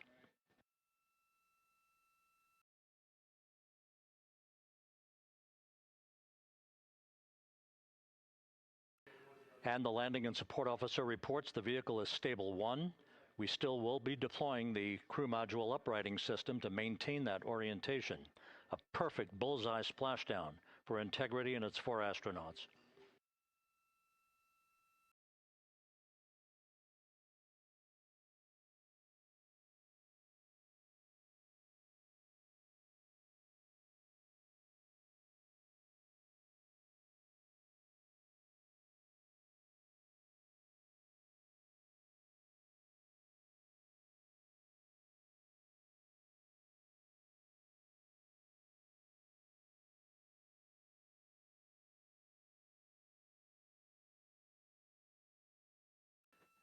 The unofficial splashdown time, 7:07 and 47 seconds p.m. Central Time. We'll get that refined for you. That would put the end of the mission at a mission elapsed time of 9 days, 1 hour, 31 minutes, 35 seconds.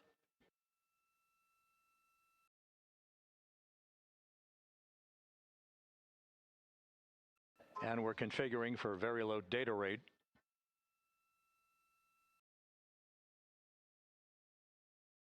Once again, splashdown occurring in the Pacific, southwest of San Diego at 7:07 and 47 seconds p.m.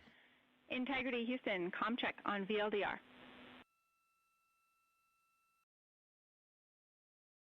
Houston, we have you loud and clear on VLDR. How else?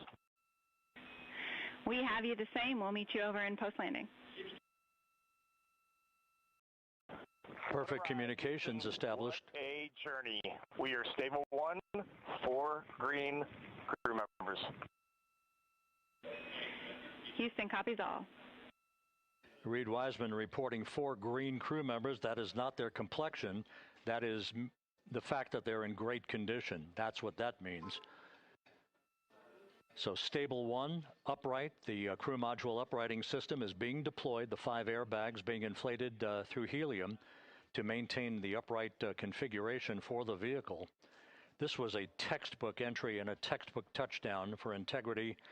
Reed Wiseman, Victor Glover, Christina Cook, and Jeremy Hansen back on Earth after a journey around the moon.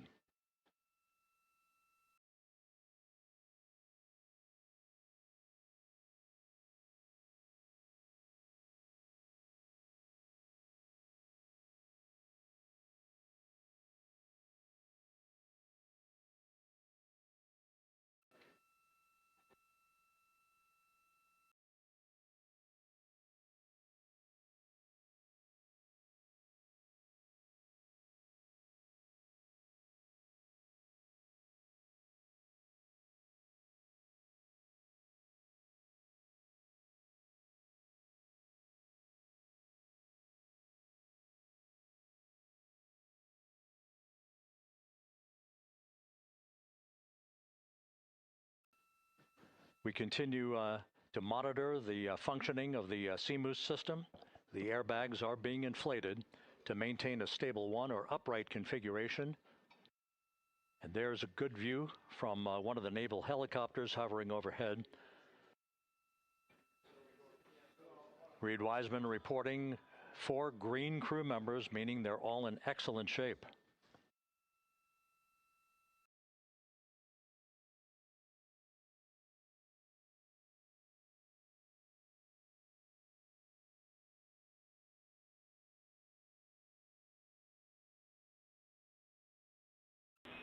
Integrity Houston for SAR beacon and radio.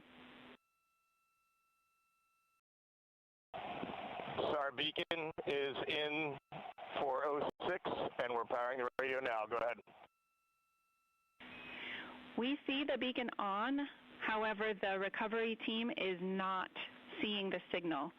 Your SAR radio uses the same antenna, so you may run into trouble with the radio. Okay, copy. And we are also powering up the sat phone now.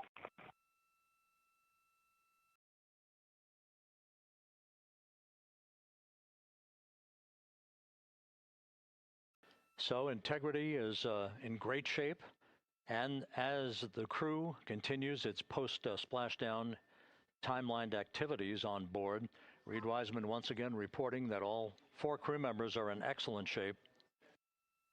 And we have 5 inflated airbags to maintain an upright configuration so that the recovery team can now begin a slow approach to the vehicle. Meanwhile, here in the flight control room, Entry Flight Director Rick Henfling is polling his team of flight controllers for the start of powering down the vehicle after a thorough systems check.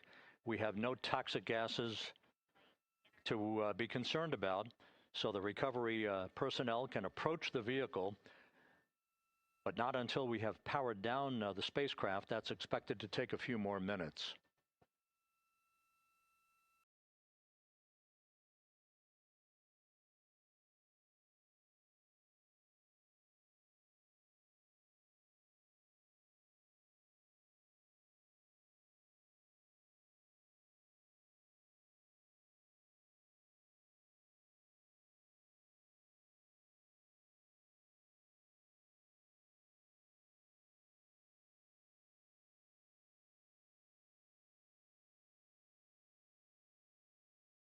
Integrity back on Earth following its historic flyby of the moon.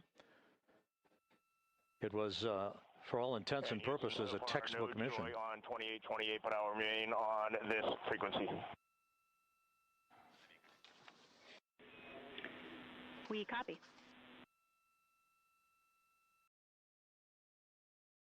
Reed Wiseman indicating some trouble with the SARSAT phone on board, but that's not an issue. What is more important is that the vehicle is solid.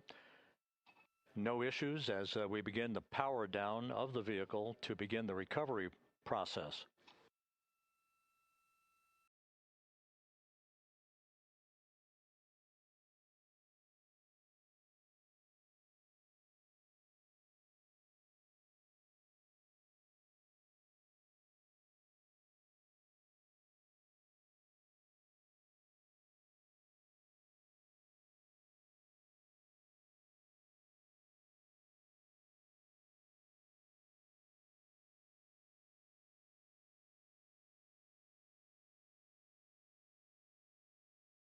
The propulsion officer here in Mission Control reports that we have safed the prop system on integrity. Can you say again that was very weak and broken?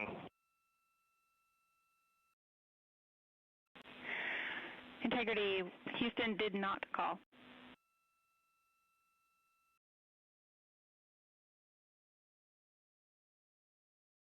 With that, Houston. It might have been on the SAR radio. Stand by.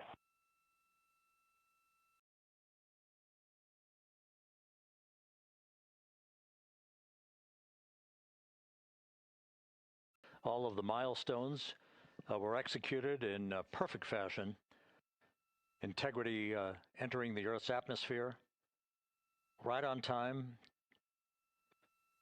reaching its peak speed shortly after a blackout period began. We emerged from the blackout period, but the recovery imagery airborne assets were able to pick up Integrity's descent almost immediately through entry interface, tracking the vehicle all the way down.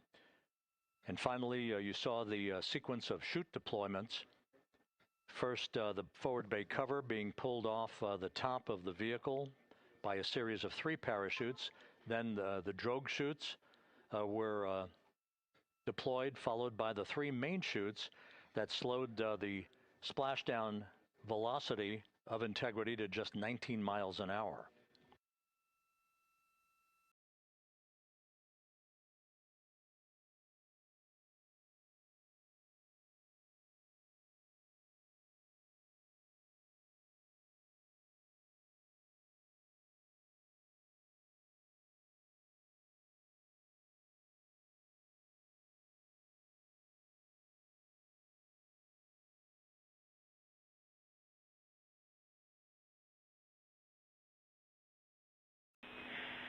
Integrity, Houston, with no joy on SAR and SAT phone, we'd like you to command an additional 15 minutes for a total of 30-minute power down delay.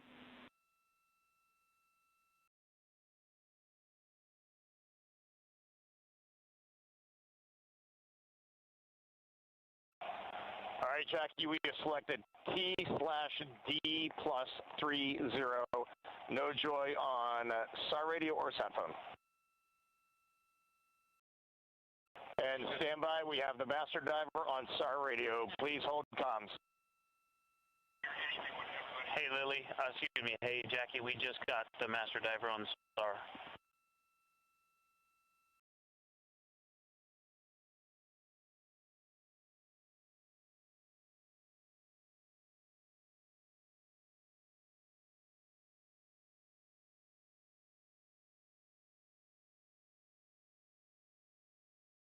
A good view of one of the fast boats. Integrity, Houston, if you are happy with your comm with Master Diver, you can go back to the 15-minute power down.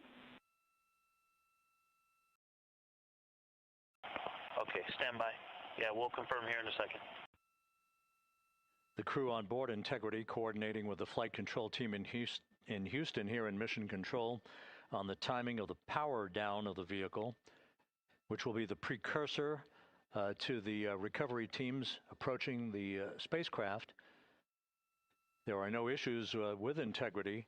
We've had a bit of broken capability in establishing a SARSAT or satellite phone communications capability between the crew on board Integrity and the recovery team. That will get sorted out here shortly. There's plenty of cooling on board Integrity, so there's no rush to begin the power down. To call you on the sat phone and not getting an answer there either. Concur. We haven't had anything come through.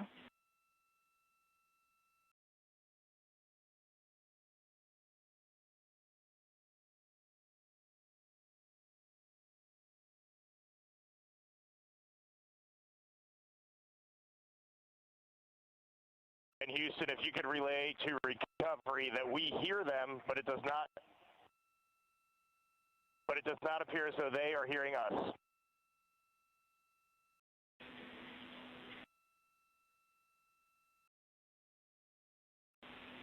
Houston copies, and Reed, just to confirm, you are pushing the PTT on the radio.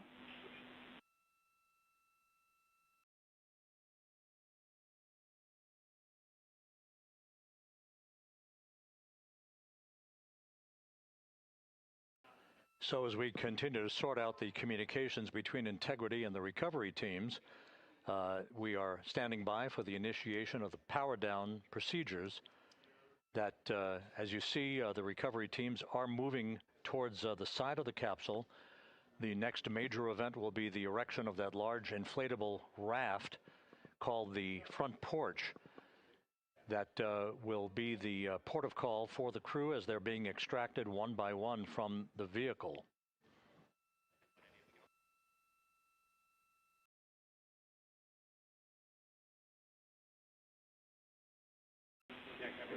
Integrity, Houston, for sat phone, we are going to attempt to call you.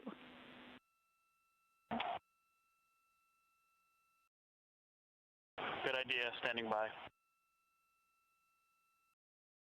And Jackie, yes, we are pushing the push to talk, the two buttons on the left side of the radio below the up-down arrows. We are utilizing them. I'm rebooting the radio to see if we get good comms.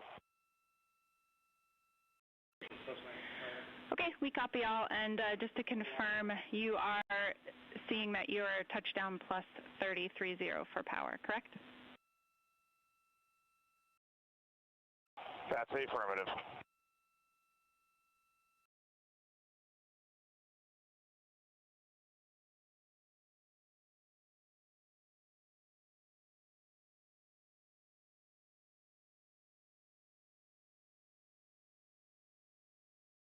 We are trying a backdoor approach to have mission control here call the crew on their satellite phone. This is all part of the coordination for the power down of the vehicle that will initiate the actual recovery operation. The first boats with the Navy divers on board are standing by, waiting to close in on Integrity to begin the process of erecting the large inflatable raft. That's called the front porch.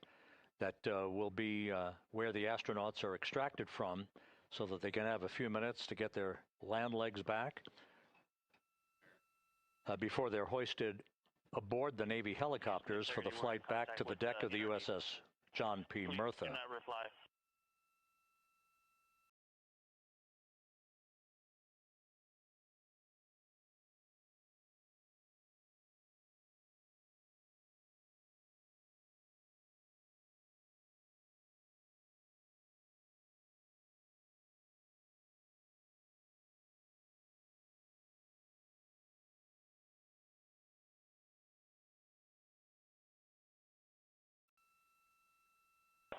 And Houston, please don't reply. NRD, very weak,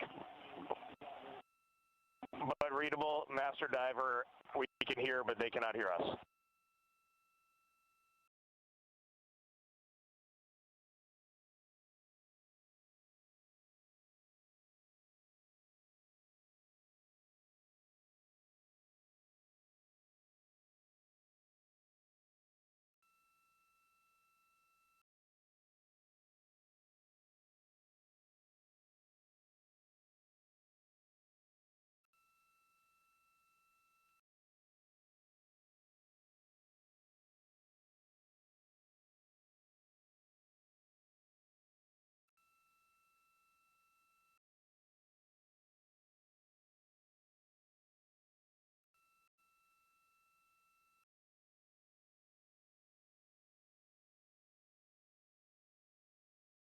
And Houston on OE1, is there any chance to tie us into NRD?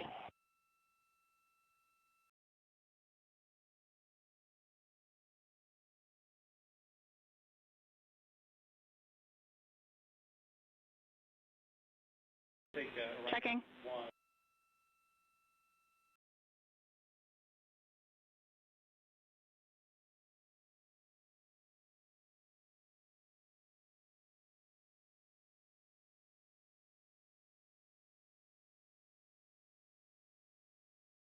This is Mission Control, Houston. While we stand by for the establishment of communications between Integrity and the recovery team that is basically standing by very close to the spacecraft, we're going to go to the deck of the USS John P. Murtha, where Megan Cruz is standing by with Administrator Jared Isaacman.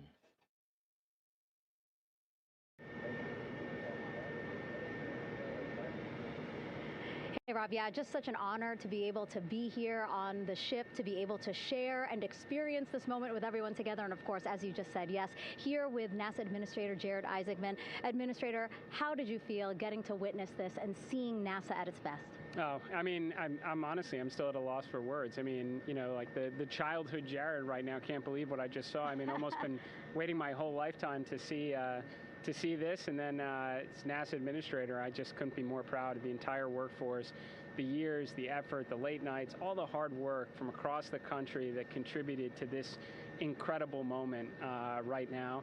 And yeah, incredibly grateful too for our teams here on the John P. Murtha right now. Yeah, look at them behind us here. Got everybody. Hey, what do you guys think? We just brought some astronauts back from the moon, huh? Unbelievable. Thank you. Yeah, so grateful to the Navy, the sailors that are here, the NASA teams. I mean, this is a joint effort that's on their way right now. These recovery forces are getting out to our Orion spacecraft, to Integrity, get our astronauts back on the ship safely. Yeah, and this is not just an accomplishment for NASA. This is an accomplishment for humanity. Again, a historic mission to the moon and back. How does this make you feel, and what do you hope people take away from this? Well, I'll tell you, you know, I think about the crew members that we've all had an opportunity to observe over the last 10 days, right? I mean, they're absolutely professional astronauts. I mean, wonderful communicators, almost poets. But then I think these were the ambassadors from humanity to the stars that we sent out there right now. And I can't imagine a better crew than the Artemis II crew that just completed a perfect mission right now. So yes, it's a huge moment for everybody, right? I mean, we are back in the business of sending astronauts to the moon, bringing them back safely, and to set up for a series more. I mean, this is not a once in a lifetime, which you hear sometimes around here. It's like, this was a once in a lifetime. No, it's not. This is just the beginning. We are going to get back into doing this with frequency, sending missions to the moon until we land on it in 2028 and start building our base. Yeah, are we going to build on the momentum for Artemis III? I mean, it's just around the corner. Absolutely. So, I mean, that's, you know, part of me too. Like, I can't wait to get the crew off of Integrity right now, but also getting Integrity back on this ship so we can start taking a look at it, because all that data is so precious to us right now. I mean, we are going to definitely want to take a good look at the thermal protection system. We're going to want to download all the data they couldn't transmit back to us and use that to inform Artemis III. But we're already making progress, right? You had SRB segments already showing up at KSC. Core stage for Artemis III is rolling out on April 20th. We're getting Mobile Launcher 1 back in vehicle assembly building. So yes, there is a lot to celebrate right now on a mission well accomplished for Artemis II, and at the same time, we got to start getting ready for 3. Amazing. And last question, you know, for people who joined us for all 10 days to see what we can accomplish together with our international partners, what do you think about the fact that we're going to keep doing this more and more and more? It's incredibly exciting. I mean, yes, it's the contributions, like the best and brightest across the NASA workforce from across the country, our industry partners, our international partners. We had a Canadian Space Agency astronaut on board in Jeremy. We had the European Service Module. And you think, in the days leading up to this launch, I mean, 48 hours prior to launching Artemis II, I was meeting with the Italian Space Agency. We signed a memorandum of understanding to build a habitation module on the moon. I mean, you have countries, all of our allies members and partners coming together saying, we are committed to this effort. We are returning to the moon. We're doing it to stay. We are building that enduring presence. We are going to master the skills on the surface of the moon so someday we can undertake missions to Mars. It's just an incredibly exciting time, and we're not going at it alone. We're bringing everybody along with us. Absolutely. And speaking of everyone, one more time, we're going to ask the crew here, you guys ready to land on the moon? Awesome. I love that. Okay, well, thank you so much, Administrator. Appreciate you being here. We're, of course, going to stay on to watch the crew get extracted from Orion, so stay tuned, and we'll see you back here shortly.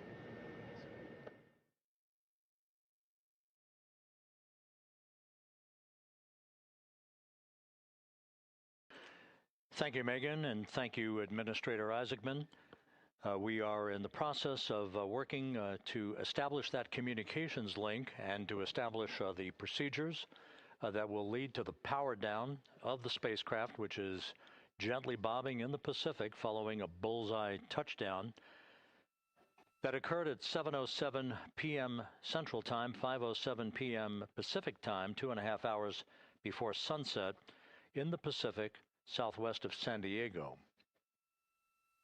We have once again heard from the crew during that interview opportunity with the administrator, and we have 4 healthy crew members on board.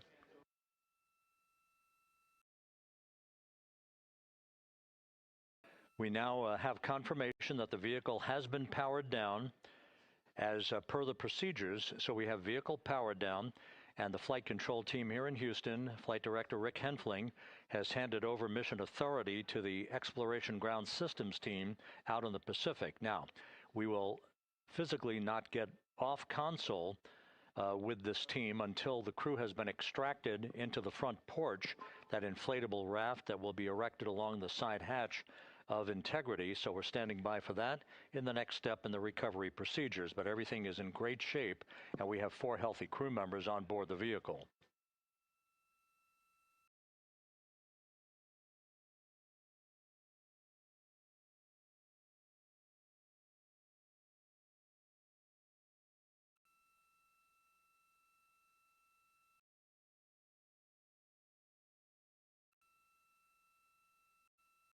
All of the entry events went by the book, no issues, perfect trajectory for Integrity that was culminated with one final raise burn to improve the angle of attack for the vehicle as it entered the Earth's atmosphere. All of that flight dynamics computation worked like a charm.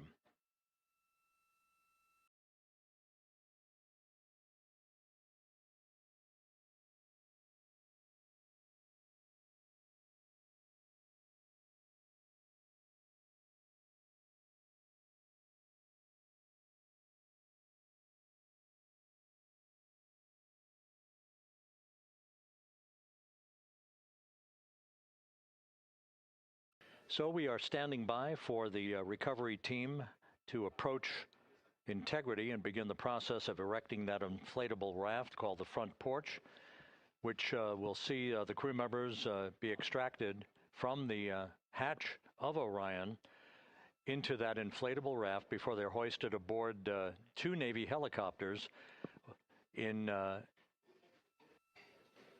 variety of different configurations. Each crew member will be hoisted in sequential fashion, in alternating fashion, 2 crew members for each helicopter before they turn around to head back to the John P. Murtha. Once on the deck of the ship, they'll be brought into medical bay for comprehensive medical exams. But Reed Wiseman has reported several times that the crew is in excellent shape.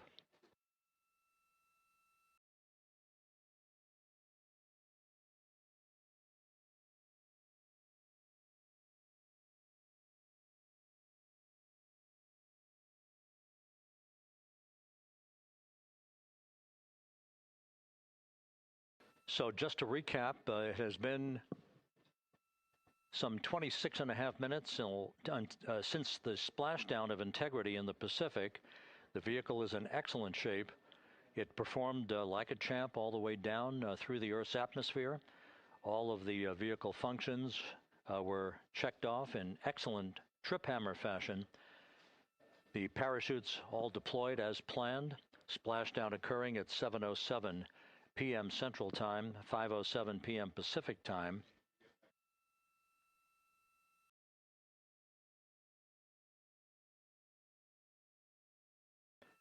And after a bit of a tussle to try to establish a communications link with the recovery team, we were finally able to run through the procedures for the powering down of the vehicle. We've handed over mission authority to the Exploration Ground Systems folks out in the Pacific, and the recovery team will be approaching the vehicle shortly to erect the inflatable raft called the front porch before opening the hatch to Integrity to bring the crew members onto that raft before they're hoisted onto two Navy helicopters, two crew members for each helicopter, before they're flown back to the deck of the USS John P. Murtha.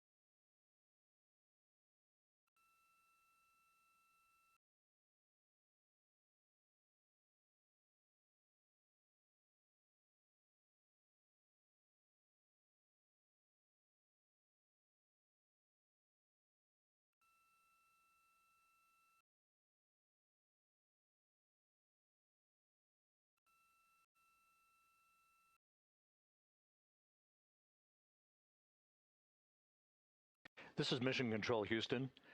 After talking to the flight dynamics folks, we have a bit of a refinement on the splashdown time for you. Their computation shows a splashdown time of 7:07 and 27 seconds p.m. Central Time, 7:07 and 27 seconds p.m. Central Time.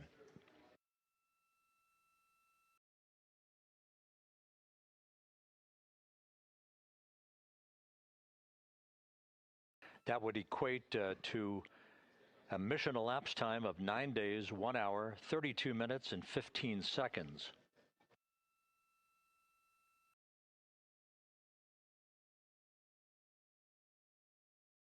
Once again, from Flight Dynamics, a splashdown time of 7:07 and 27 seconds p.m. Central Time.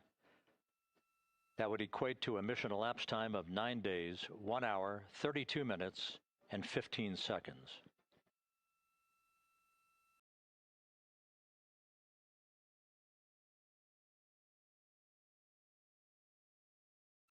Reports from the Pacific indicate that the recovery team in communications with the crew aboard Integrity, that the crew remains in excellent shape as they await the approach of the team for a final hazard gas evaluation before they move to the side of the vehicle to erect the inflatable life raft called the front porch.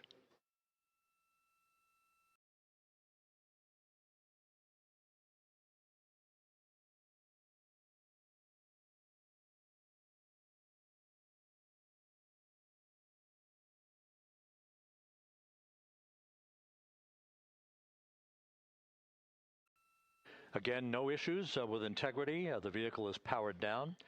All of its systems are now safed. We have handed over mission authority to the Exploration Ground Systems folks in the Pacific, but we will not stand down and have the entry flight control team depart its positions until that inflatable raft, the front porch, is erected, the hatch open, and the crew having exited the vehicle. So that's the next step in the recovery process that will lead to the hoisting of the crew members. For 2 crew members for each helicopter, they'll be hoisted to a pair of Navy helicopters that will then fly a short distance back to the USS John P. Murtha. What you're looking at is one of the fast boats circling the vehicle to make a hazard assessment.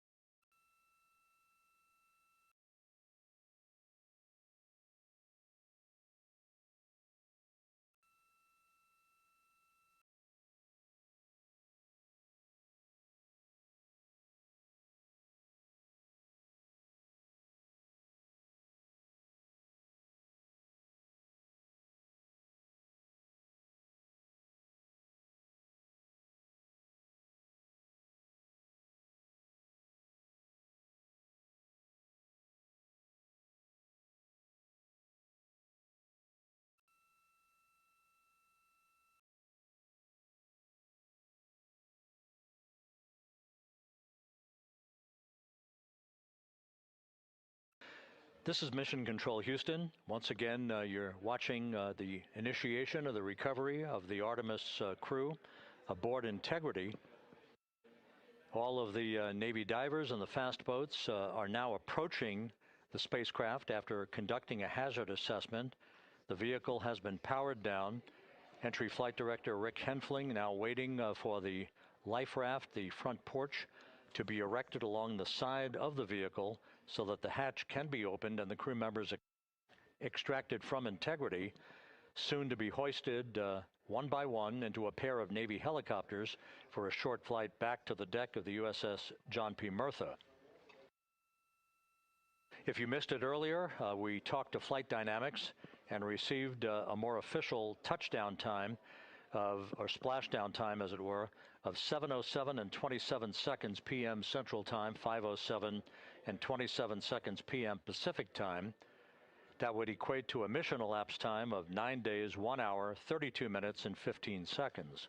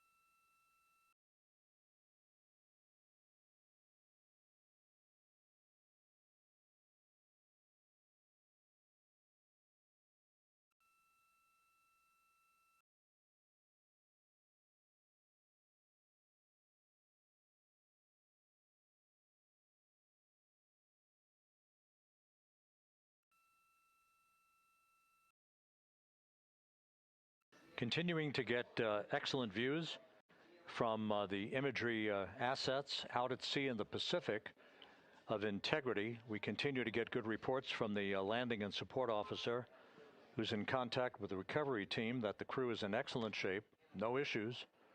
They're just currently biding their time, waiting for the front porch to be erected. We have no hazardous hazard gases and no hazardous situation with the vehicle. It performed perfectly all the way down from entry interface to its splashdown in the Pacific at 7:07 and 27 seconds p.m. Central Time. And as you can see, the first phalanx of recovery personnel now pulling up alongside of integrity.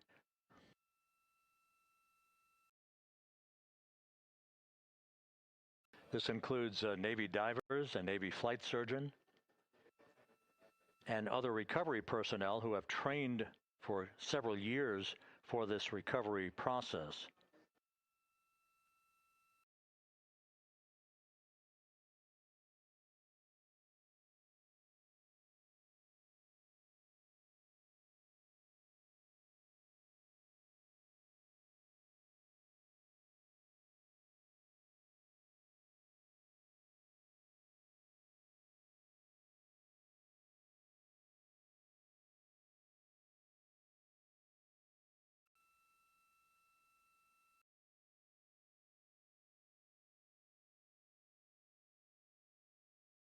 At this hour, some 41 minutes following splashdown, The vehicle has been powered down. There's no hazardous gas emanating from the vehicle. That's why the first team of recovery personnel has been able to pull alongside Integrity. And the reports continue to come in that the 4 astronauts are in excellent shape.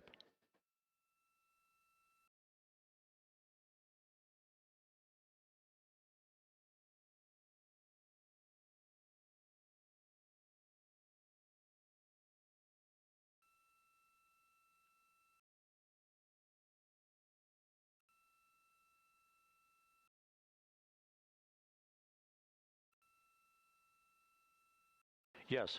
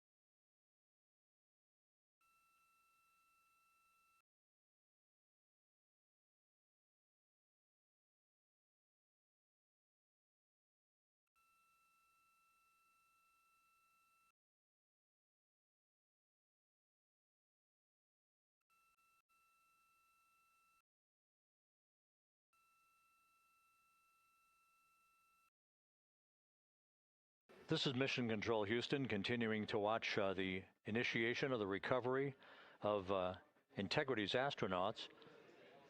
One by one, they'll be brought out of the spacecraft onto a large inflatable raft just a short time from now. In the meantime, we can go back to the USS John P. Murtha, where my colleague Megan Cruz is standing by to provide her situation report. Megan, can you hear us?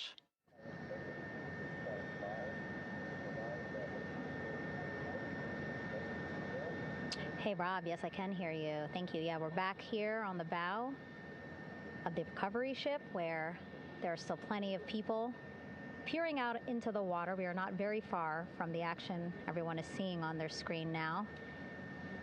The Orion spacecraft, Integrity, in the ocean, surrounded by a number of recovery boats.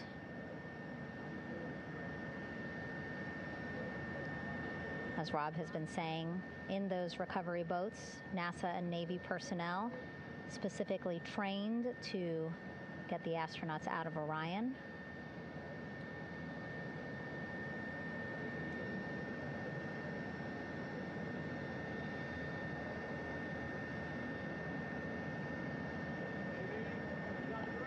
In some of our wide shots, you can probably see that there are 6 boats out in the water.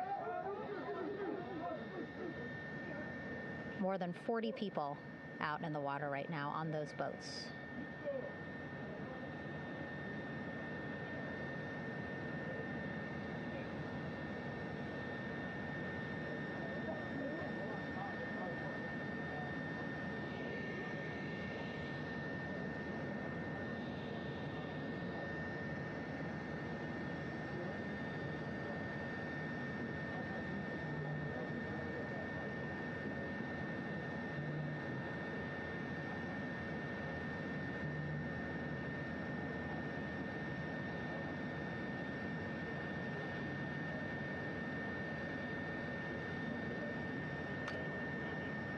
First order of business is to set up the front porch and the stabilization collar.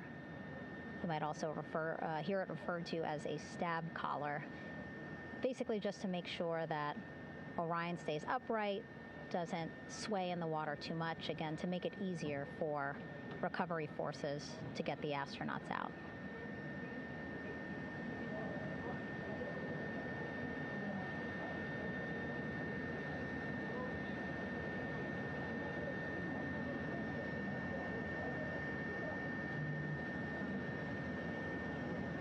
Again, we splashed down in the Pacific Ocean just after 5 p.m. Pacific time here.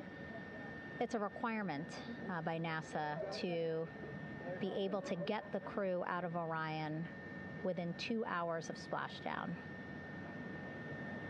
So doing great on time so far. Plenty of time. No rush either. I was speaking to NASA flight surgeon Rick Schuring earlier in this broadcast, and he said to me, no rush to get the crew out. Just want to make sure that they're feeling good, and whenever they're ready to take their step out of Orion and onto that large raft, the front porch, folks will be ready.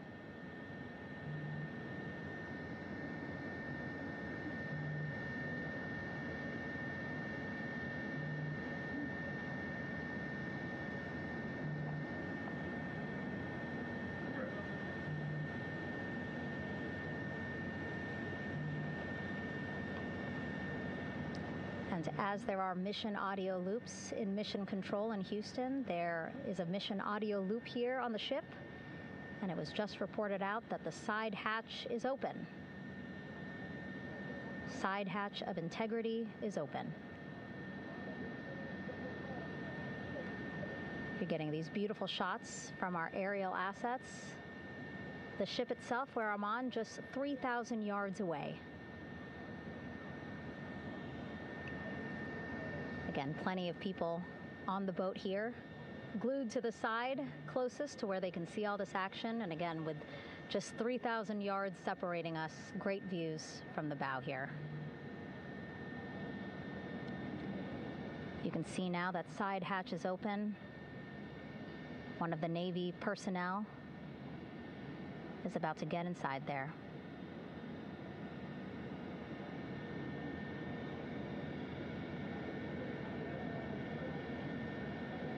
In they go. In total, 4 will go into Orion. So it'll be a little bit of a tight squeeze, but the goal is to have a recovery personnel with each astronaut assessing them.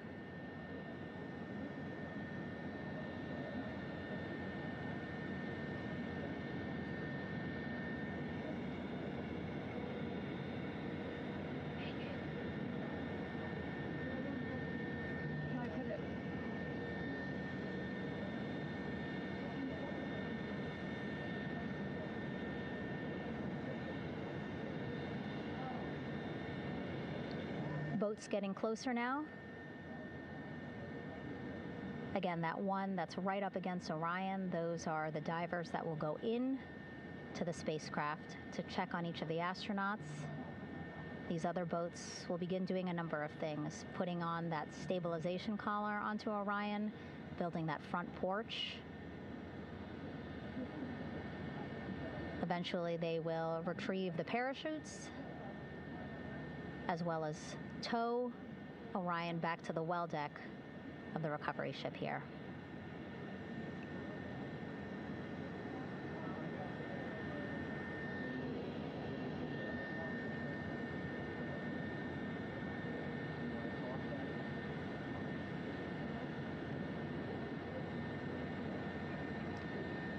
And so as we wait for the Navy and NASA personnel to get their assessment of the crew inside of Orion, why don't we toss it back to Rob for an update? Yeah, thank you, Megan. Here in Mission Control, Flight Director Rick Henfling and the entry team of flight controllers still on duty. The vehicle has been powered down for some time now. There are no hazardous gases emanating from integrity. That, of course, allowed the recovery personnel to approach the vehicle and then open the hatch to begin the initial medical assessment of the crew, as you just indicated. Now we're standing by for the erection of that inflatable raft, the front porch, alongside of the vehicle that will enable the crew to be extracted one by one onto the raft, have a moment or two to get their land legs back before they're hoisted into 2 hovering Navy helicopters, 2 crew members for each helicopter, for a short flight back to the deck of the USS John P. Murtha.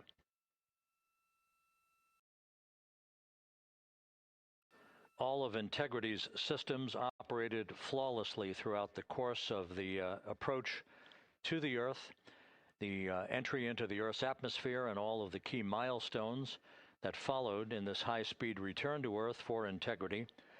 A mission that spanned more than 694,000 miles from the vehicle's launch from the Kennedy Space Center atop the Space Launch System back on April 1st.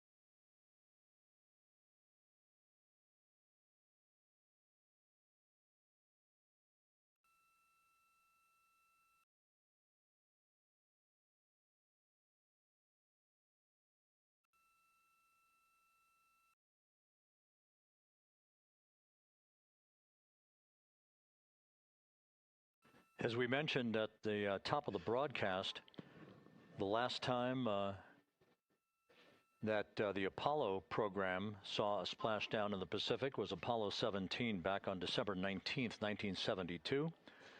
So for the first time in some 53 and a half years, we have reenacted that with the arrival of Integrity's astronauts as they flew around the moon in that historic lunar flyby that began with a trans-lunar injection burn that took them out of Earth orbit following 24 hours of a high Earth orbit trajectory.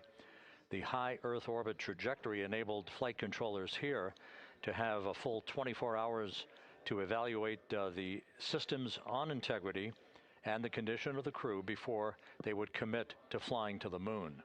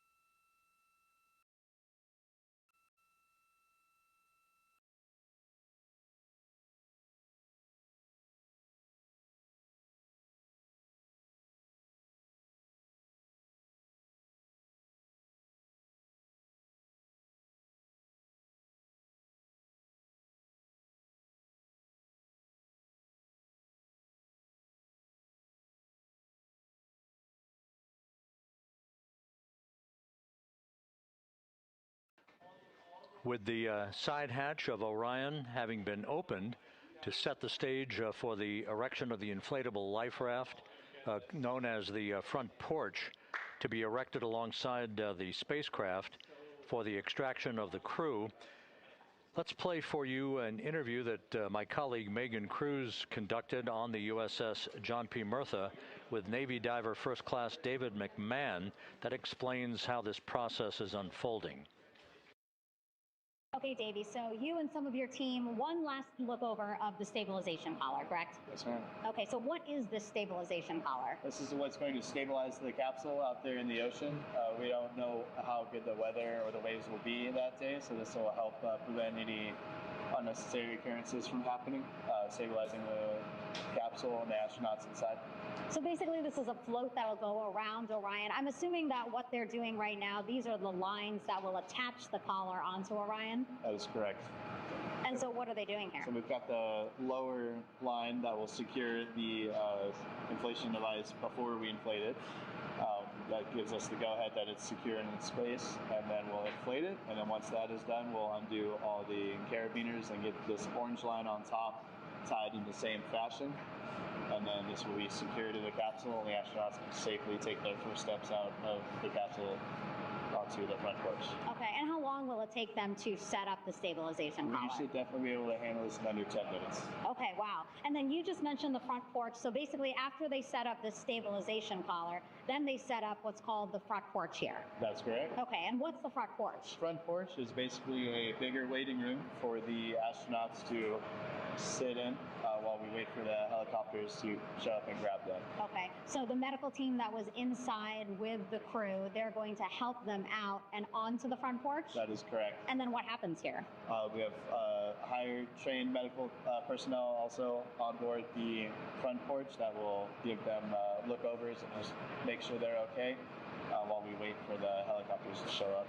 Okay. How does it feel, I mean, your team, you, to be part of a mission that's returning astronauts from the moon in more than 50 years? We all feel extremely honored to be a part of this, as well as a bigger mission for the Navy and joining up with NASA to do great things. Mm-hmm. And do you feel like you and your team are ready?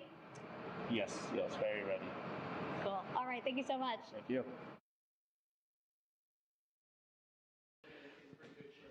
Once again, the recovery operations are continuing out in the Pacific. We shortly should see that life raft, the front porch, erected alongside the side hatch of the vehicle.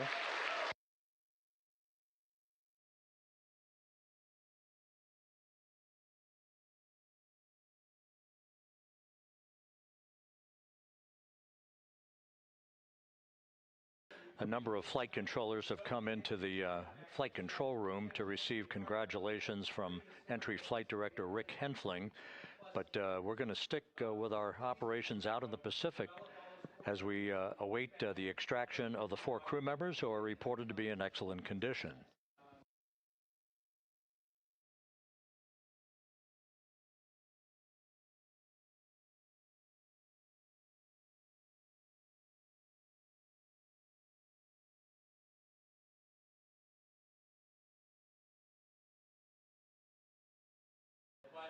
Again, while we stand by for that front porch to be erected alongside of the side hatch of the vehicle, let's go back to the USS John P. Murtha and Megan Cruz. Megan?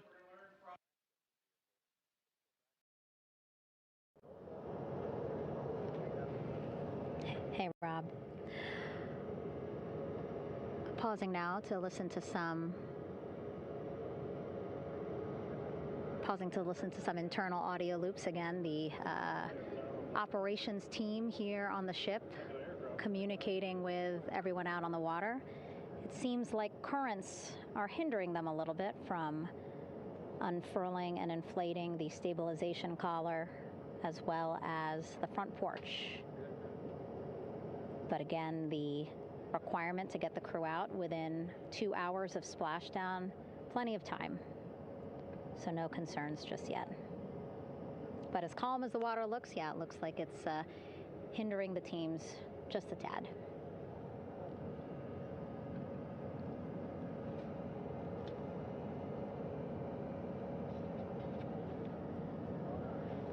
You can see in some of our shots that side hatch still open. Again, inside there are now 8 people inside.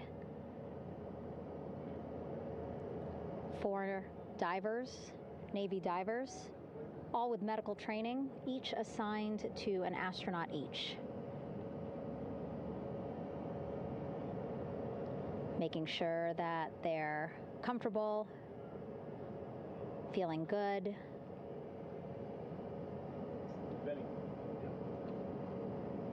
As you've heard us say in the broadcast, you know, they expect a little bit of discomfort. Again, these astronauts just traveled back to Earth at 25,000 miles an hour, a nearly 695,000-mile journey around the moon.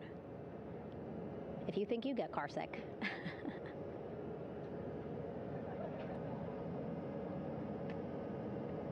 Again, 6 boats out there, lots of gear with them, just in case, right? As we said, the crew reported feeling great, but again, all those folks out there in case they weren't, right? NASA is all about making sure we think about every situation that can happen, and so, of course, wanted to be ready in case any of our astronauts needed more medical attention while out there in the water.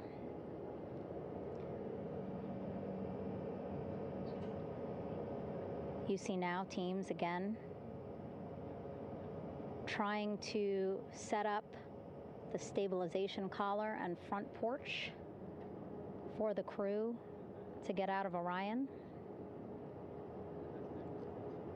They need both, right? The stabilization collar will keep Orion from swaying as you see it is doing now.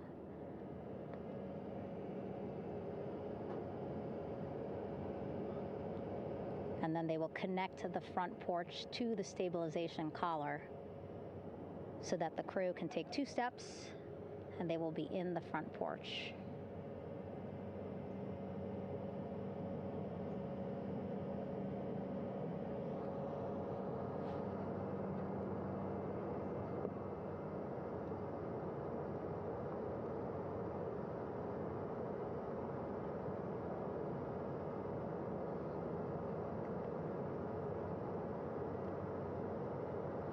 Not a lot of chatter on the mission audio loops. That's a good thing. Again, things proceeding pretty nominally, even if they're fighting some currents out there on the Pacific Ocean.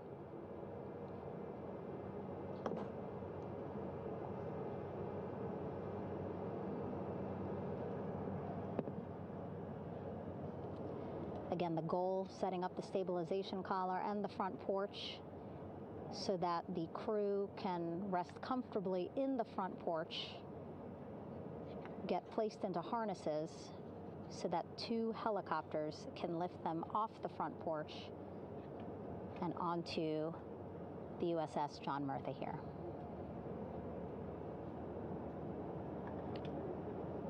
The helicopters are going to take turns picking up an astronaut. So again, Helo 1 and Helo 2.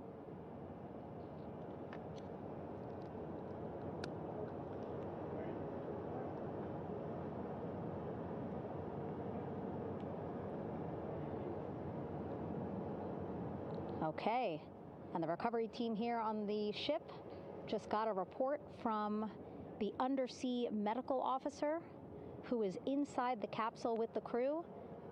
He is reporting all 4 members are green. All of our 4 astronauts, Reed, Victor, Christina, Jeremy, green, meaning they are feeling great, not the complexion of their skin. They are feeling great, happy to be home, and ready to be extracted as soon as possible.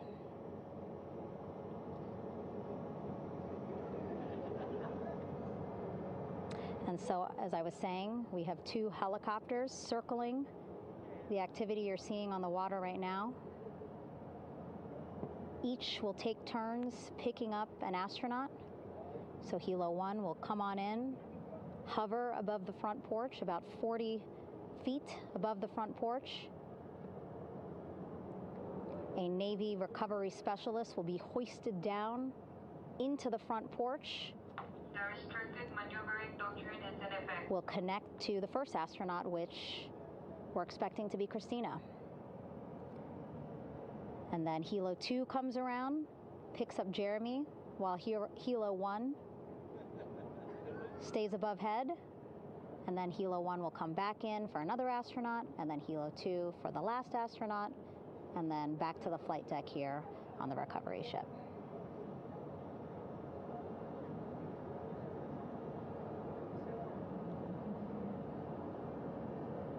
I was talking to Assistant Artemis Recovery Director Paul Sierpinski. He said helos are a much quicker, safer way to get on board. They did actually consider boats, but then if you think about it, longer time, the crew would have to move through more of the ship. This way the helos will give a more direct, quicker route to the medical bay for our 4 astronauts.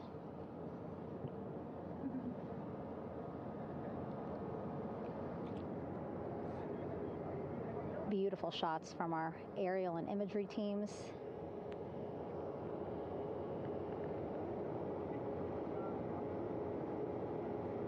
Clouds have dissipated for a clear view from the bow of the recovery ship here.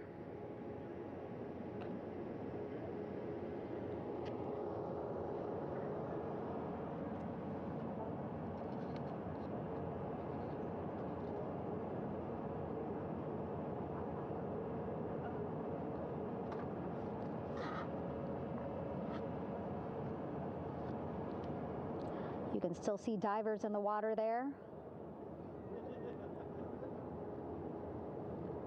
Encircling Orion, that is that stabilization collar we've been telling you about. As you saw in that interview just a few minutes ago, they have to first connect it to Orion, and then once it's secured onto Orion, they can inflate it, and then they'll further secure it with other harnesses and lines.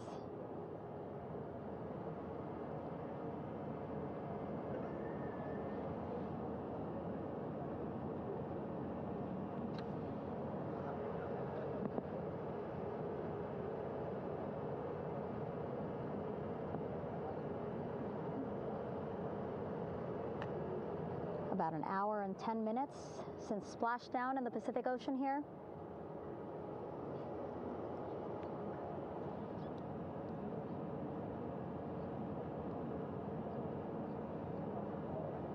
Reed, Victor, Christina, and Jeremy back home after a history-making mission to the moon and back.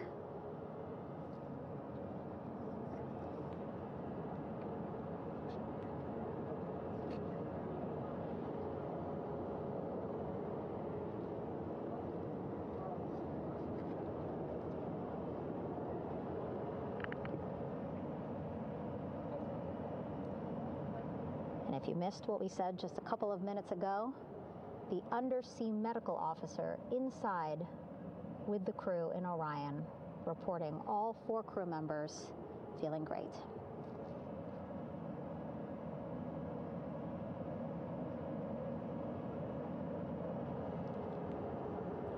Progress being made there on the stabilization collar. It looks like they are beginning to inflate it.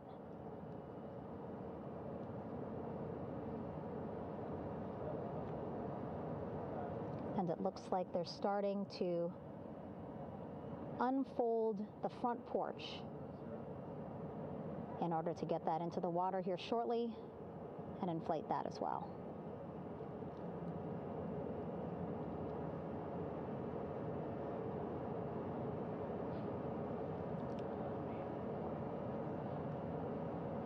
Again, more than 40 people out in the water right now.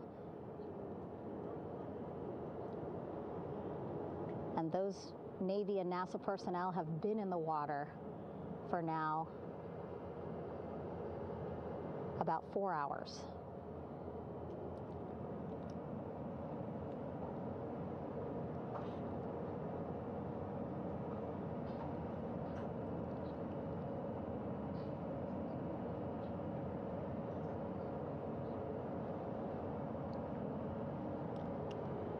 The reason why they had to get out so early is just to stage everything. And actually here on the ship, when there are flight operations happening, you can't have anything else, right? Just because the flight deck can be a dangerous place, so they just want to focus on planes coming and going from the ship, so that's why they wanted to get the boats in the water to make sure that they have all the time they needed for the flight ops.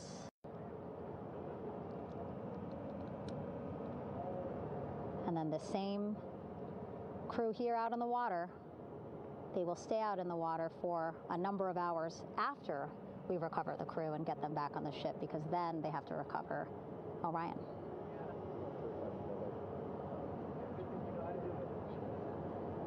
All right, that stabilization collar looking good around Orion.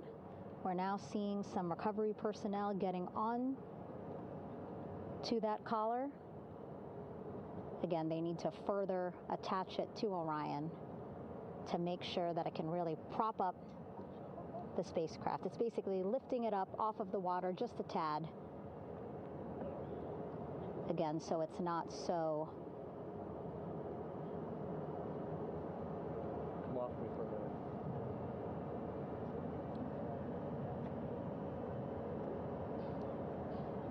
so it doesn't sway so much in the water there.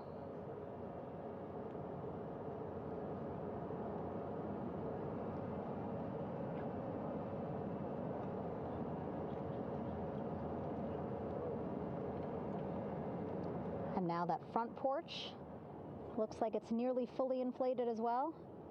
You can see a much larger surface area.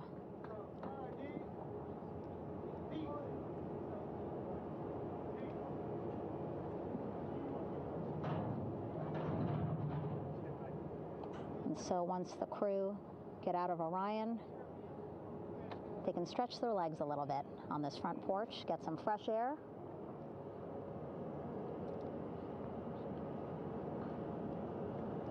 And enjoy this beautiful day here on their home planet.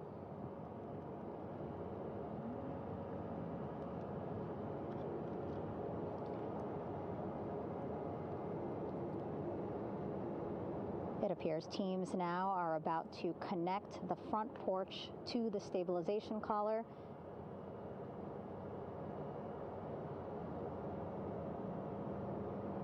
And at that point, when both are secure, we should soon see astronauts come out of Orion.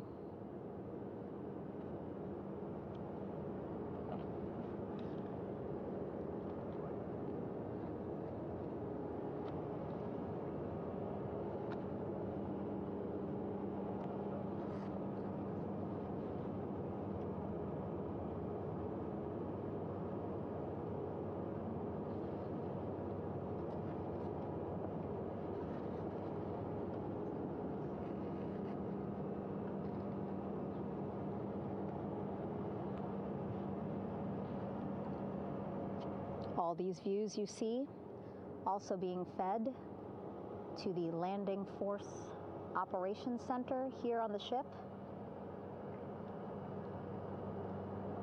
Of course, it is very important for our recovery teams leading the mission to have all the views that you're seeing as well. Again, listening to their communication loop here on the ship. Very quiet, which is a good thing. It means things are going pretty nominally, meaning as expected.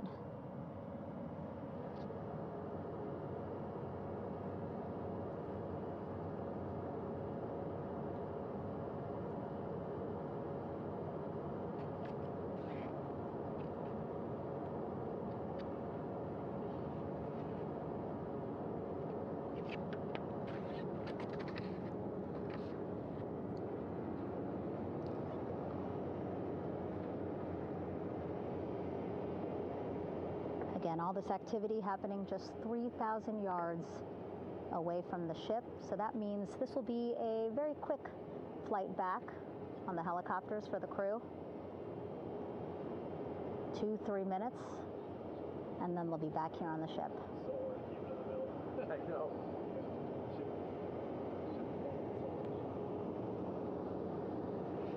Okay, saw a thumbs up from one of the personnel on the front porch. It looks like they are now getting ready to deploy what they call the Air Rescue Vest, ARV. And so this is the harness that each crew member will get into in order to be hoisted into the helicopters. Again, those helicopters hovering just about 40 feet above the front porch when they're ready to pick up each crew member.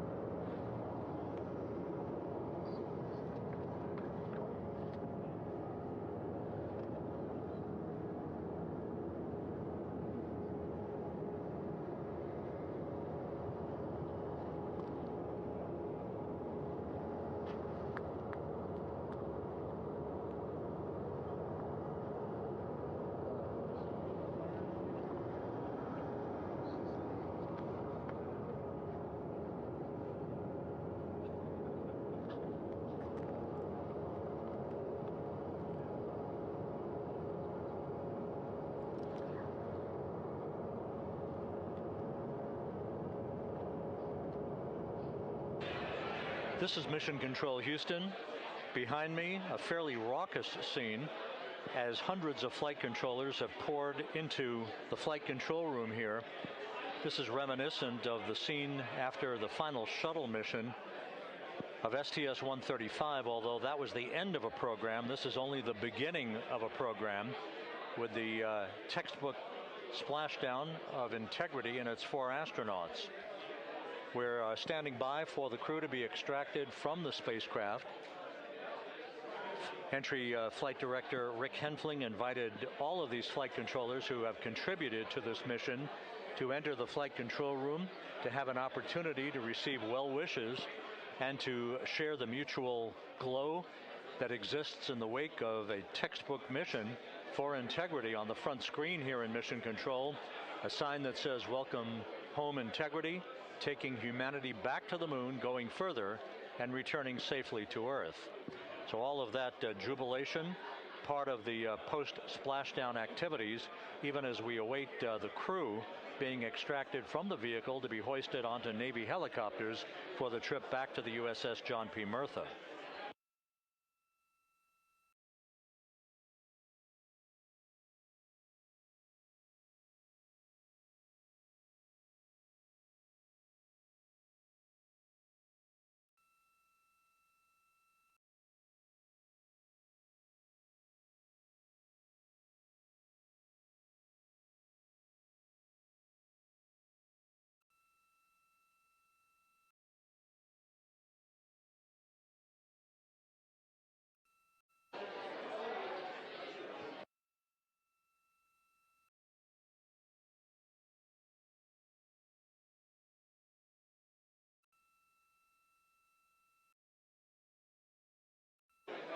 Once again here in Mission Control, this view of the Artemis Flight Control Room, known as the White Flight Control Room. This is the old shuttle flight control room, and now is the home of Artemis missions to the moon and beyond. Once again, quite a few flight controllers were invited in by Entry Flight Director Rick Henfling to share in the jubilation following the successful splashdown of Integrity. That splashdown occurring an hour and 22 minutes ago, as we stand by for the completion of the extraction of the crew, and ultimately they're hoisting onto Navy helicopters for a short flight back to the USS John P. Murtha. Splashdown occurred at 7:07 and 27 seconds p.m. Central Time. I had an opportunity to talk to the head of flight dynamics, Jeff Birch, a moment or two ago. He said the trajectory of Integrity coming through the Earth's atmosphere was so precise, they've never seen anything line up on a ground track like today's entry by Integrity for its splashdown southwest of San Diego.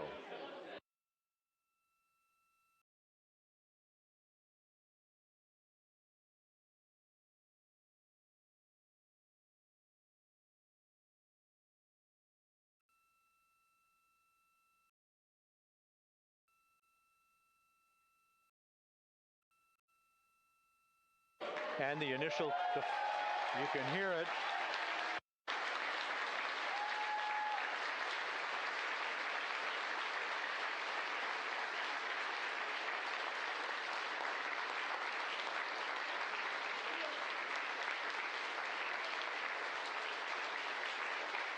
Jubilation here in the flight control room. The first crew member is out of Integrity.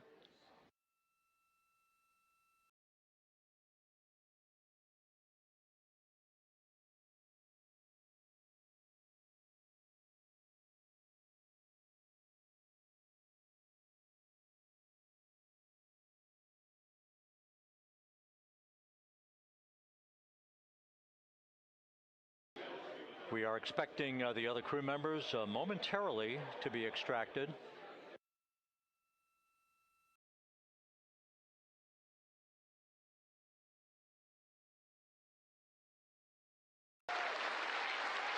We now have 2 crew members out.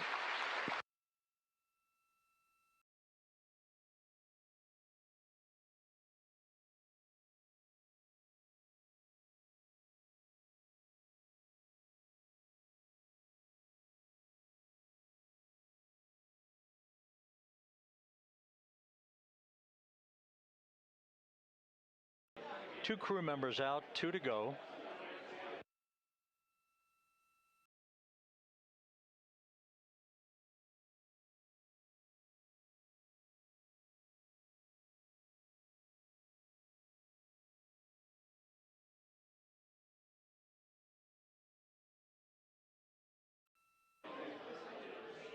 We're about 1 hour from sunset out in the Pacific. Everything continues to go well. Integrity's systems function perfectly during its entry back to Earth.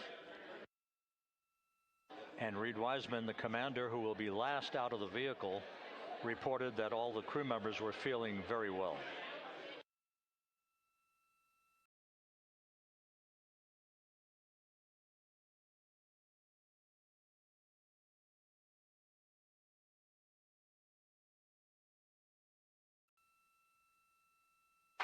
Crew member number 3 now out.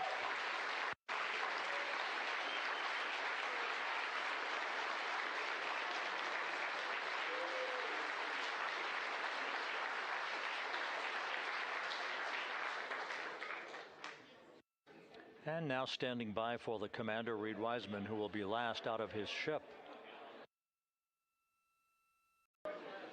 Bobbing in the Pacific under almost ideal conditions, Integrity spanned 694,000 miles during its journey from launch to splashdown.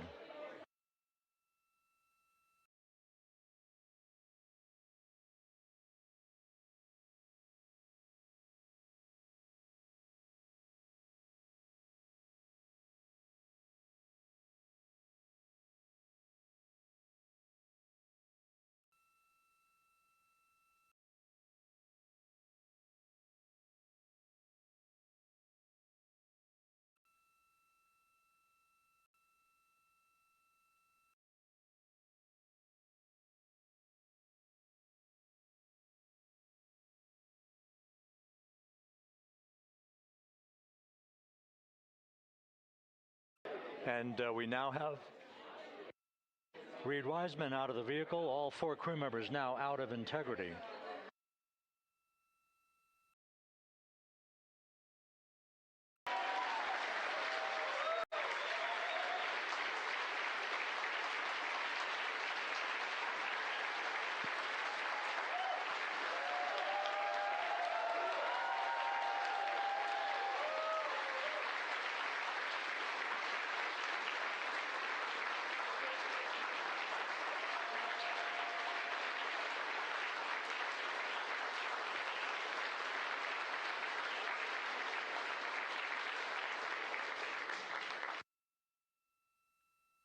once again, all 4 crew members now on the front porch. And the procedure to begin hoisting them up to these 2 Navy helicopters hovering overhead will begin shortly.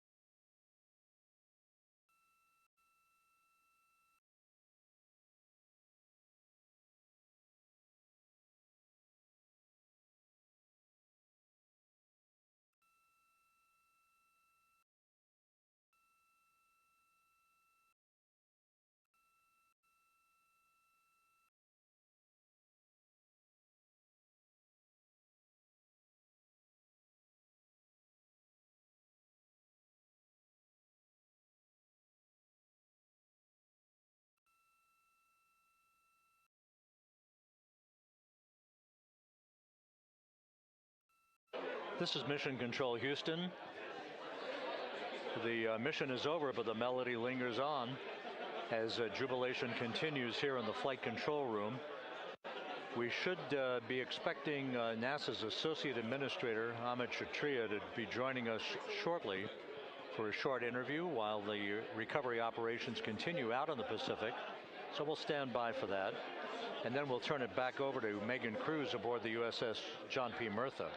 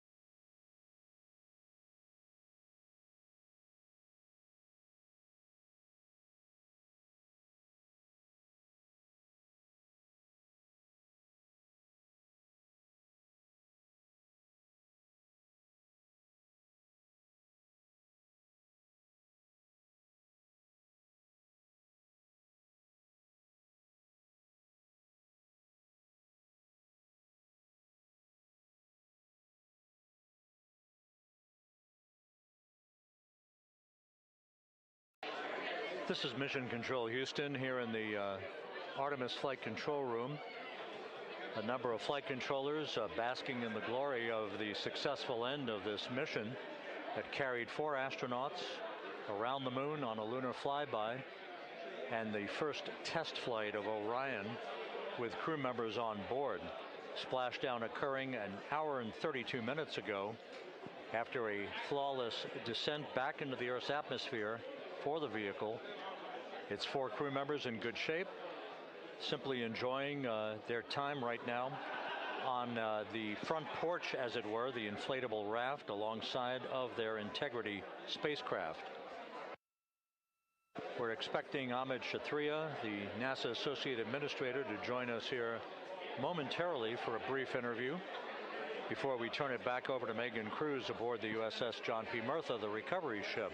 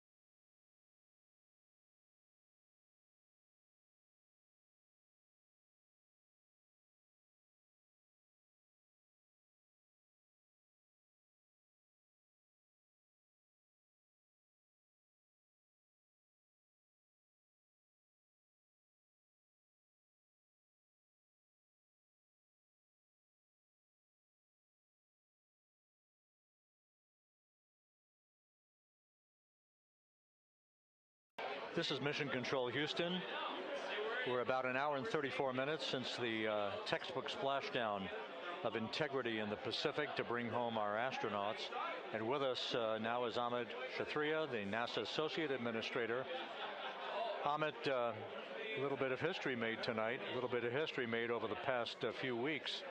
Your thoughts as this team here basks in the glow of what they just accomplished?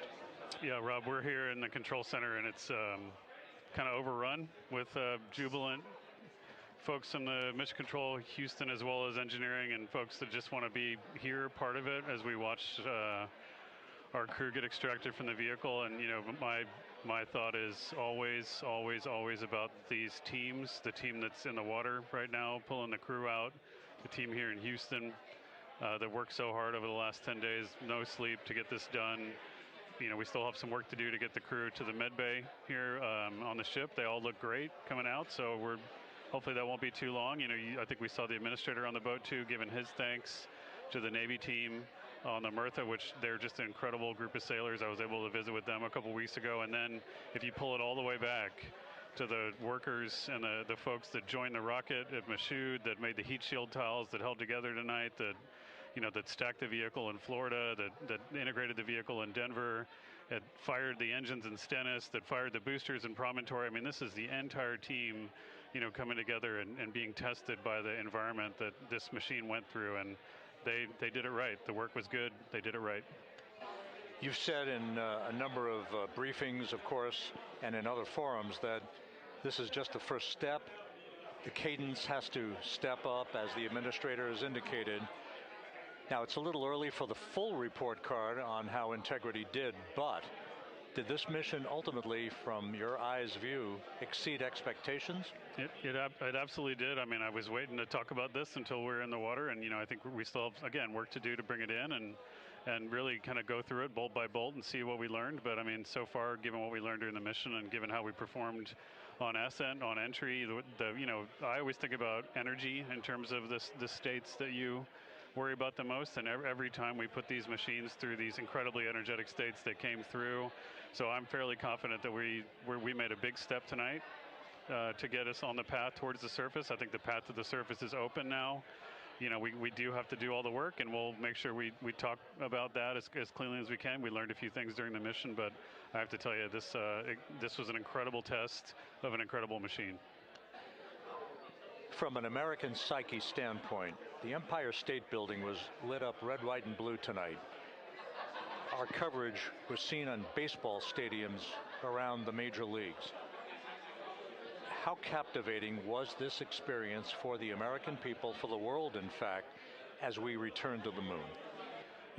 I have not been able to watch a lot of the coverage as we've progressed through the mission. I will tell you, just from my witness in Florida before launch, and then seeing the people's faces here, and then reading where I can about how things are going. I think this has been a gift to the world from NASA. NASA has given the world a gift, proving to folks all over the place, especially young people, and that to me is what this is really about. Young people, when they see what we can do when we work together, when we have teams that collaborate, that it doesn't matter how hard the problems are, we can solve them. I'm hopeful that Artemis II, as folks witness what we were able to do with this incredible crew, this incredible team that we've birthed into the world, scientists and engineers and artists that have been inspired by this. And even if they don't come work in the program, which separately they should come work in the program, because Lord knows we need the help, but even if they don't want to come work in the program, hopefully they grow up to recognize they can do amazing things when they work together and contribute to society and be good citizens and really change the way, the challenges that are coming in the world are overcomable if we work together like this. And one final question. Flying to the moon, we did it. We've done it again this past week and a half or so. But the engineering that went behind the design of this mission and the precision, the pinpoint precision of this vehicle entering that entry corridor, it's almost mind-boggling.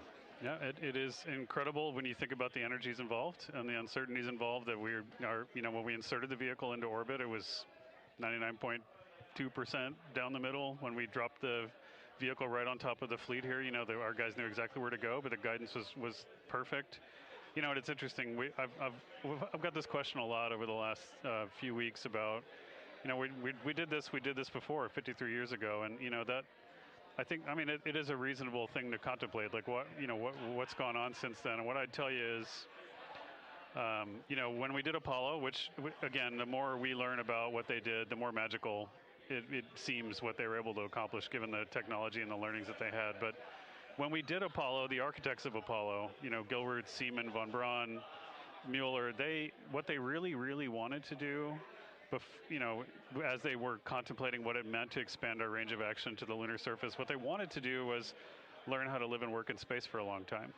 They wanted to do that first before they were confident they could expand their range of action to the moon. Now, of course, the politics of the time and the mission at the time was different, and so they had to go straight to the moon and bring people home. And then after that, the program kind of lost its momentum. But you know, after that, NASA kept moving along those paths, right? So we recognized during Apollo that reusability was going to be important. We spent a lot of money on those machines, and you know, we spent a lot of money on these machines here, even though, but we recognized that reusability was important, which is why we built a winged space plane called Space Shuttle, and then we used that reusable machine to build a space station. And we learned for 25 years how to live and work in space, and have been able to develop technologies that can enable exploration. So really, what I think is now, 53 years later, we're at the point where the architects of Apollo would have been pleased that we're now ready to actually go back to the moon and go back to stay, because we've learned all the things we needed to learn. There's a lot of people pleased here tonight, and we really thank you for joining us. Amit Kshatriya, NASA's Associate Administrator, as we begin to hoist the crew onto the helicopters to head back to the recovery ship. Thank you very much, and congratulations, Amit.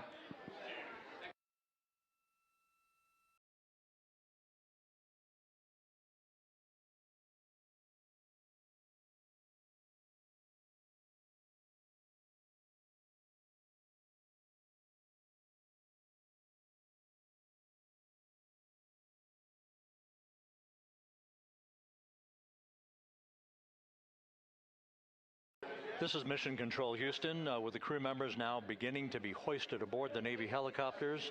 Let's go to Megan Cruz aboard the USS John P. Murtha, who will take it from here.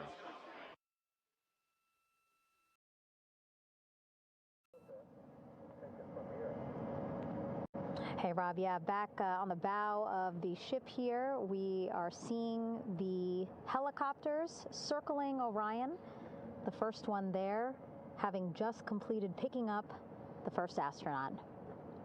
Helo 2 now, hovering just 40 feet above the front porch, lowering a recovery specialist out of the helicopter. That person will touch down in the front porch just there.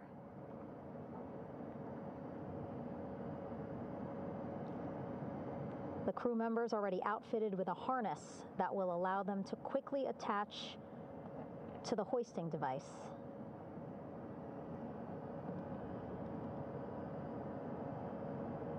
Look at the power of those blades throwing water out at the center there, the front porch,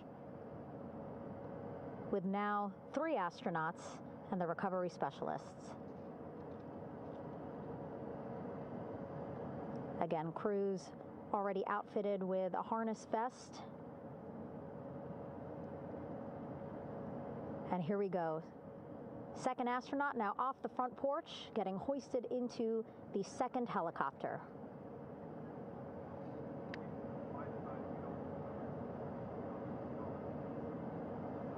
That helicopter will now hover just a distance away to give room for the first helicopter to come back and pick up the third astronaut.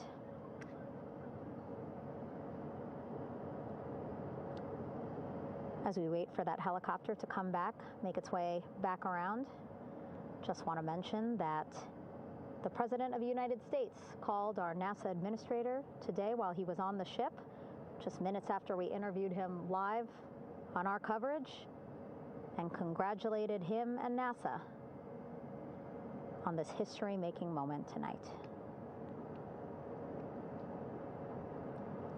Helicopter 1 again hovering 40 feet over the front porch.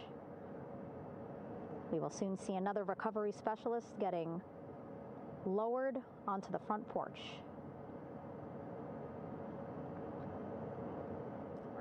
Wow, imagine sitting on that front porch, the wind, the water. But again, the recovery team determined that a helicopter flight back to the ship here would be safer, faster, and more comfortable for our crew who just completed a 10-day mission around the moon. Third astronaut in the air, getting hoisted quickly back into the first helicopter now.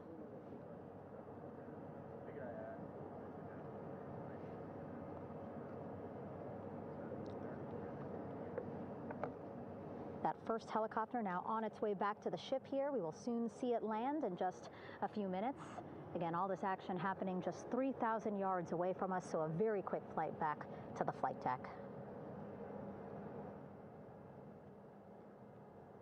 And now the only person left on the front porch, Commander Reed Wiseman.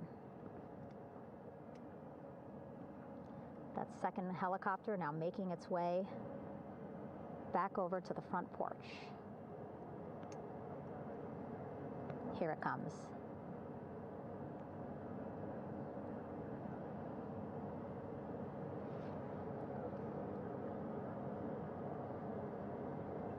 Making its final approach here.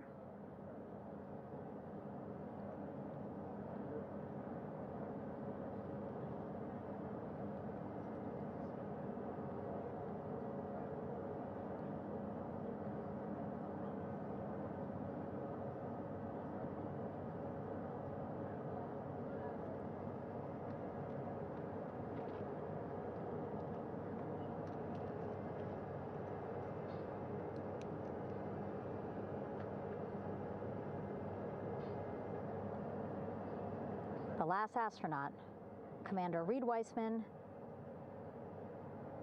now off the front porch and almost into the second helicopter. Both now on their way back to the ship where we are, the USS John P. Murtha, just west of San Diego in the Pacific Ocean.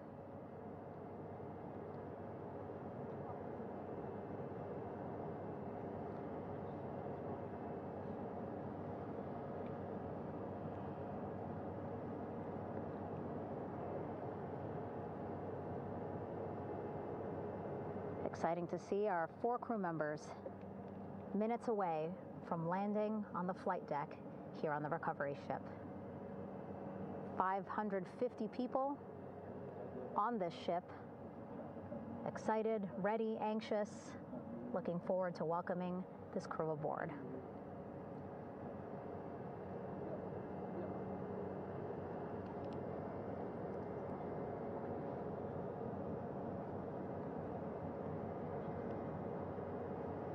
Watching them now with our own eyes.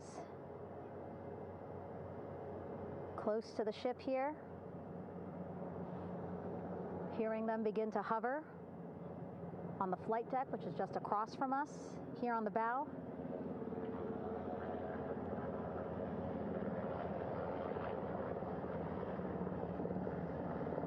The first helicopter coming in.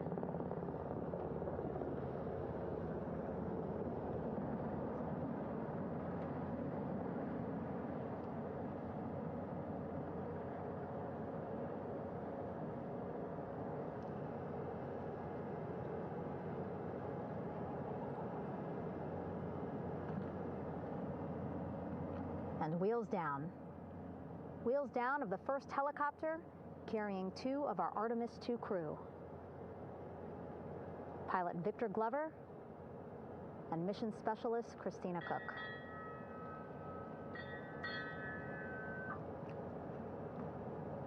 Hilo 1 on deck reported on the recovery loop. Again, the mission audio loops that the recovery team are using here to communicate with one another. And an announcement just made on the ship, integrity incoming. 2 more helicopters on their way to the flight deck, one carrying the crew, the other, one of our imagery helicopters. Again, kudos to our imagery and aerial teams for giving us these beautiful views of history in the making. Set amid a gorgeous, soon-to-be sunset here in the Pacific Ocean.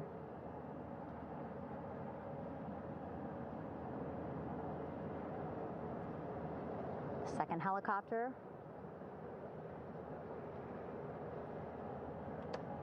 making its approach of the flight deck.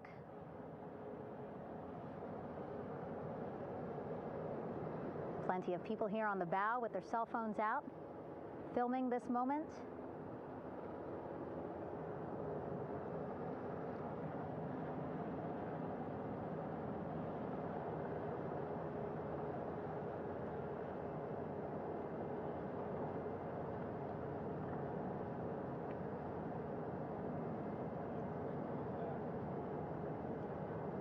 Some impressive flying here by the Navy, as we are seconds away from wheels down. And there you go. We now have all 4 Artemis II crew members on the USS John P. Murtha.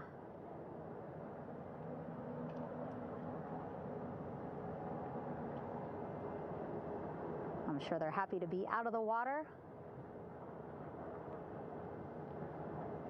and on this recovery ship with, again, 550 people on board, ready to welcome them home. But first, as we've been saying throughout the broadcast, just making sure the crew feel good. We reported that they were feeling good when they were in Orion, but those were just initial, quick, verbal assessments of how they're feeling. Their destination tonight, the medical bay here on the ship, right after we power down the helicopters here.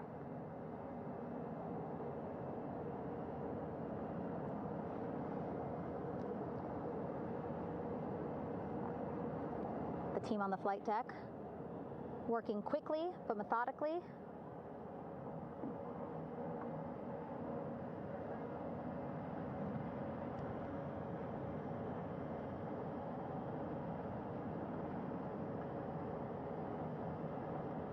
Waiting for just one more helicopter to touch down.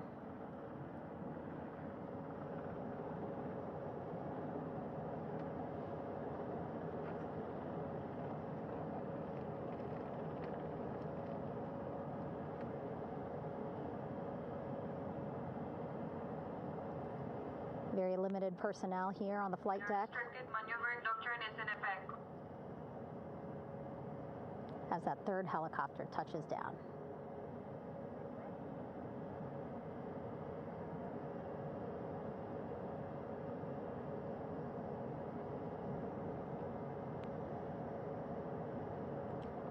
The ship is at flight quarters. Stand clear of waiter decks, aft of frame 095. Burn no cover stop side. Throw no articles over the side. Hold all trash and garbage on station. Flight quarters. While just a few folks on the flight deck itself, there are plenty more on some upper decks.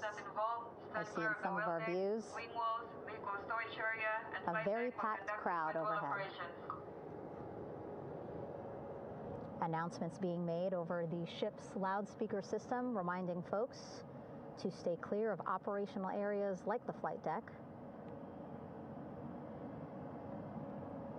so that teams can work quickly to get the crew off of the helicopters and into the medical bay.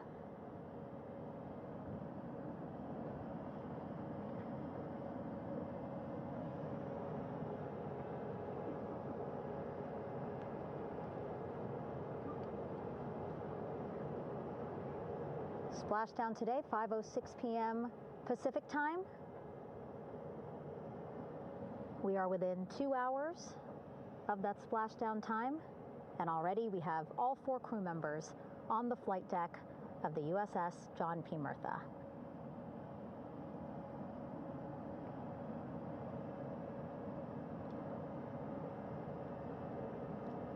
Again, crew waiting before getting out for the helicopters to completely shut down.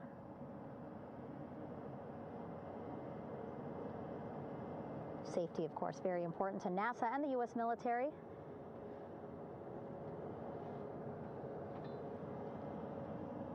So we'll wait just a couple of minutes here before we start seeing crew members walk off the helicopters one by one.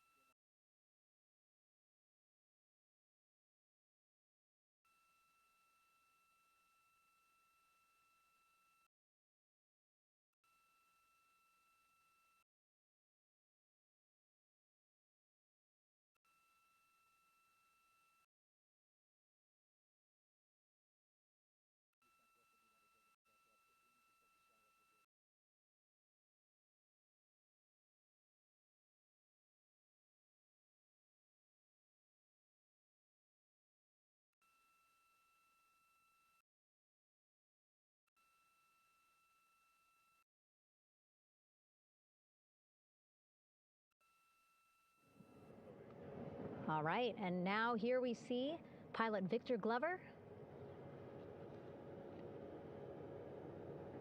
and mission specialist Christina Cook sitting on the edge of one of the helicopters, looking in great spirits.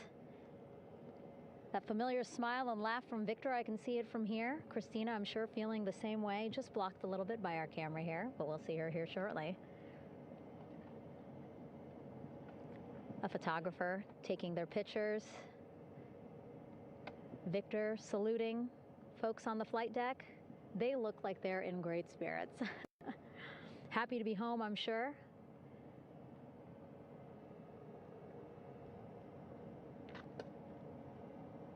If you're sitting at home, I hope you too are wondering, what would you want to ask them if you got a chance to talk to them? Because that is what I'm thinking about. Getting the opportunity to talk to or ask questions of these 4 astronauts who just made history as the first crew to return to the moon since 1972.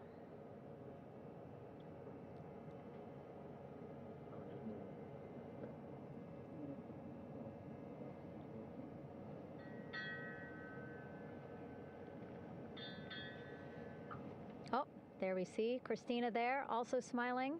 Finally peering out, waving at the cameras. Hello to you too, Christina, yes. Welcome back. Welcome, welcome home. A loudspeaker announcement on the ship saying, "Welcome home, integrity."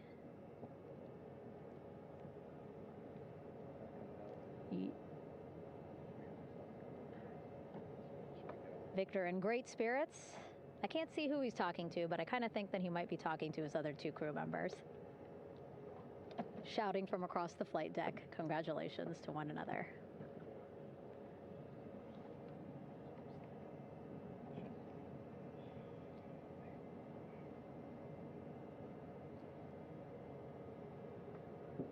And so now we see some Navy personnel walking up to the helicopter. This is again the first helicopter carrying pilot Victor Glover and mission specialist Christina Cook. Both have taken off their helmets now.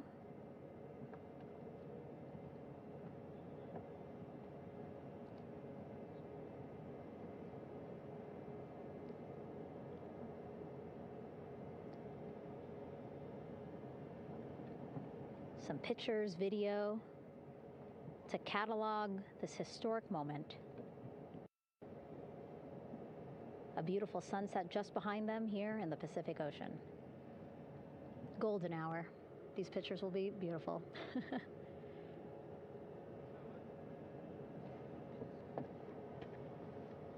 Now we see NASA Administrator Jared Isaacman. He is on the flight deck, as well as Flight Surgeon Rick Schuring walking over to Victor and Christina first. We saw the administrator walk over to the other helicopter, which is carrying Commander Reed Weissman and Mission Specialist Jeremy Hansen. We heard from Rick earlier in the broadcast. Again, he said he's going to be out there on the flight deck to do another initial assessment of the crew, ask them how they're feeling, anything bothering them. But again, from what I'm seeing, they look like they're in great spirits and feeling pretty good for folks who just traveled 695,000 miles from Florida to the moon and now here to the Pacific Ocean.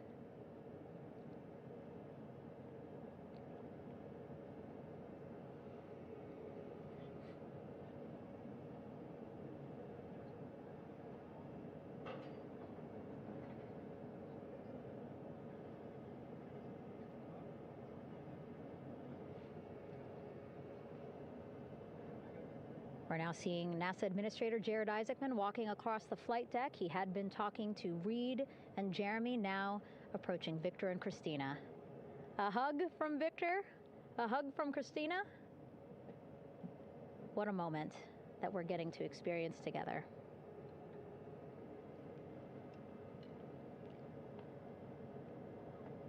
I'm sure congratulatory words. You know, we got to speak to the administrator live on this broadcast as well, and he said the kid in him right now, giddy, absolutely giddy at what we were able to accomplish today. Returning them home safely and in good spirits after a 10-day mission around the moon. And here we go. We're seeing Jeremy walking, waving across the flight deck, now on his way to the medical bay.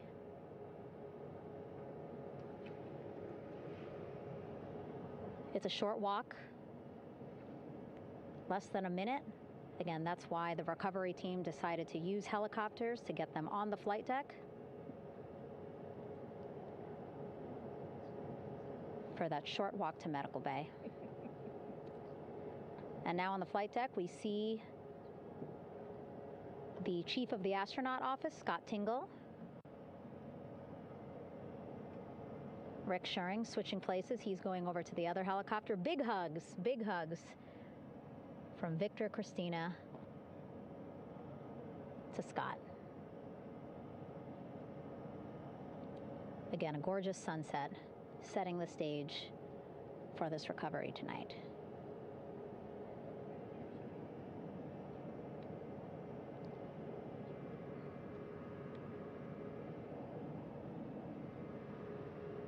All right, and now here we are, Christina, making her way, looking thankful, grateful, happy to be home.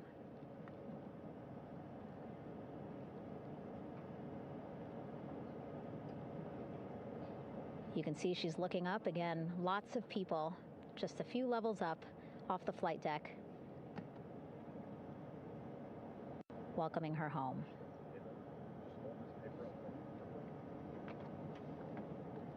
Scott holding the door like a gentleman, but back on his way to the other crew still on the flight deck.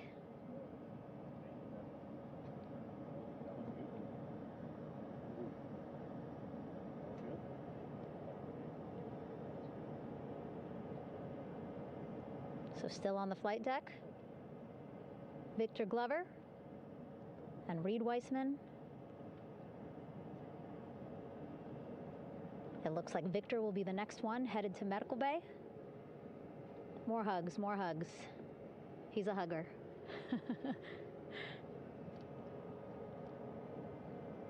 Victor looking good as he walks across the flight deck. NASA administrator applauding. Victor applauding for all the folks on the ship with him who played a role in their safe return today.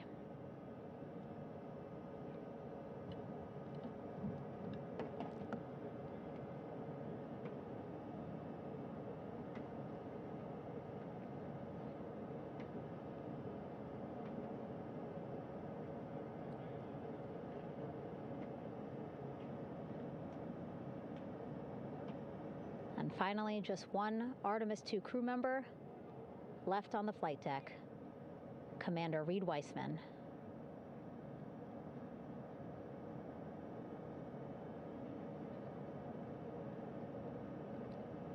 Applause from the group there on the flight deck, I'm sure, as well as on the level just above them, packed with people. Reed looking good as he takes his steps towards the medical bay.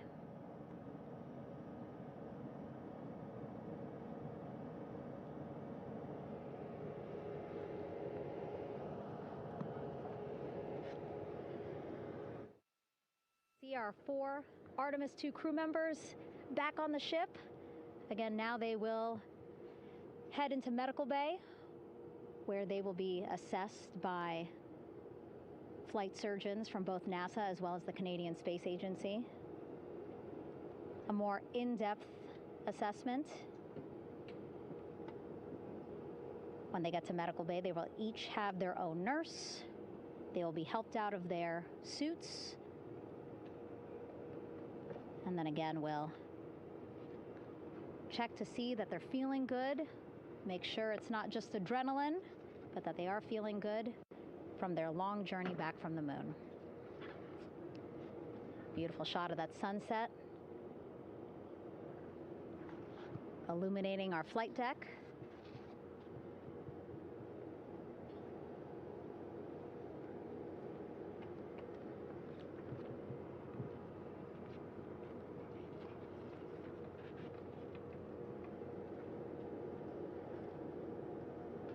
All right, and now with our astronauts safely on board, I want to welcome on Artemis Recovery Director Lily Villarreal.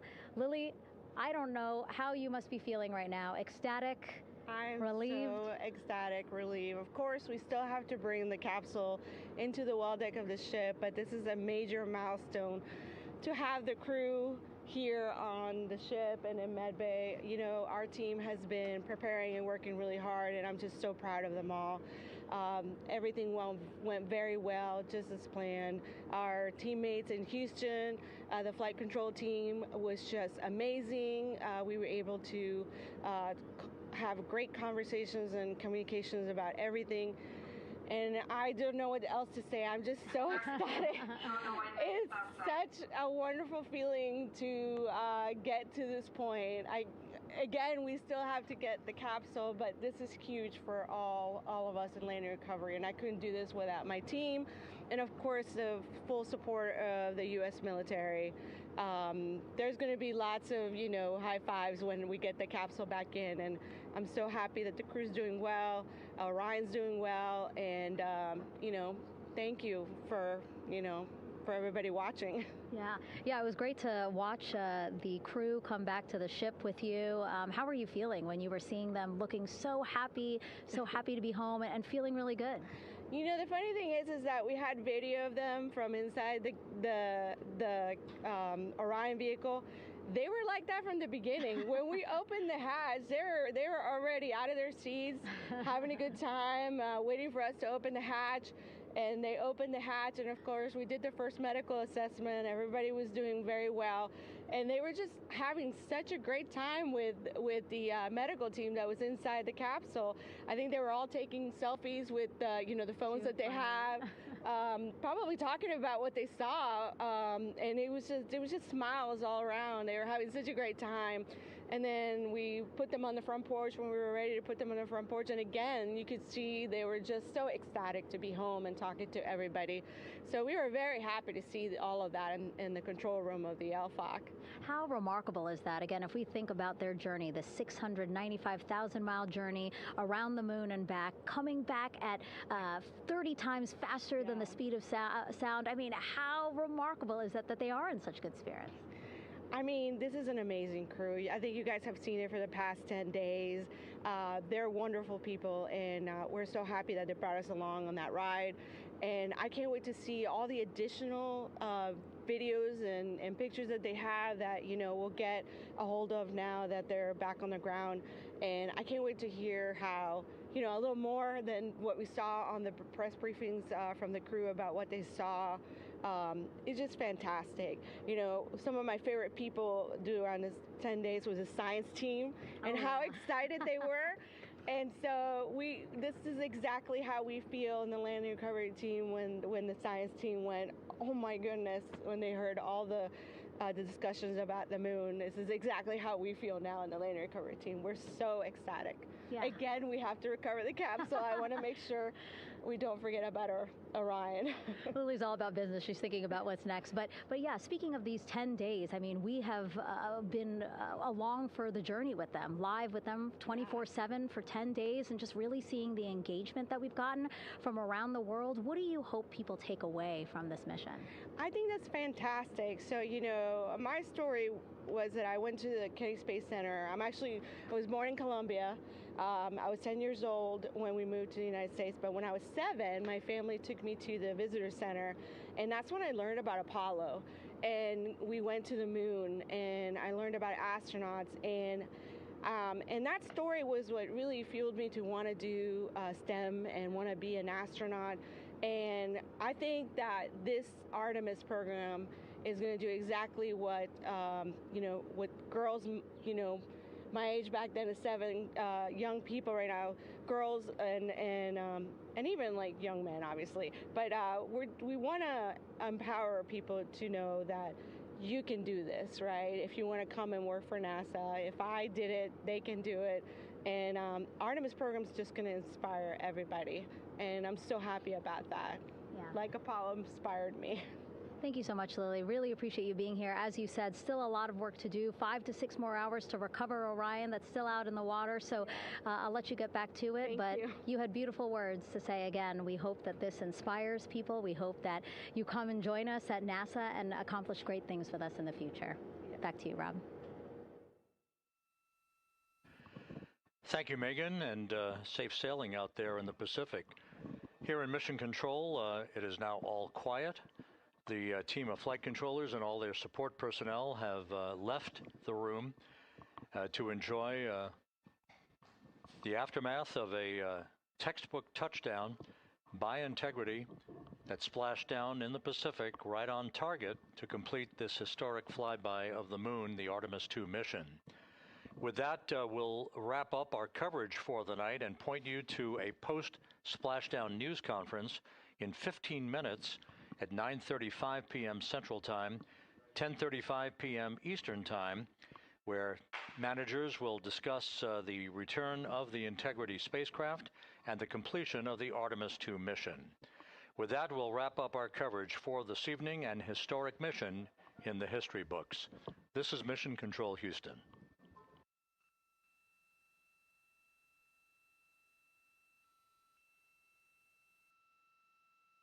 Main chute deploy. And we have 3 good main chutes. Integrity splashdown, sending post-landing command now. Splashdown confirmed. Copy splashdown, waiting on VLDR.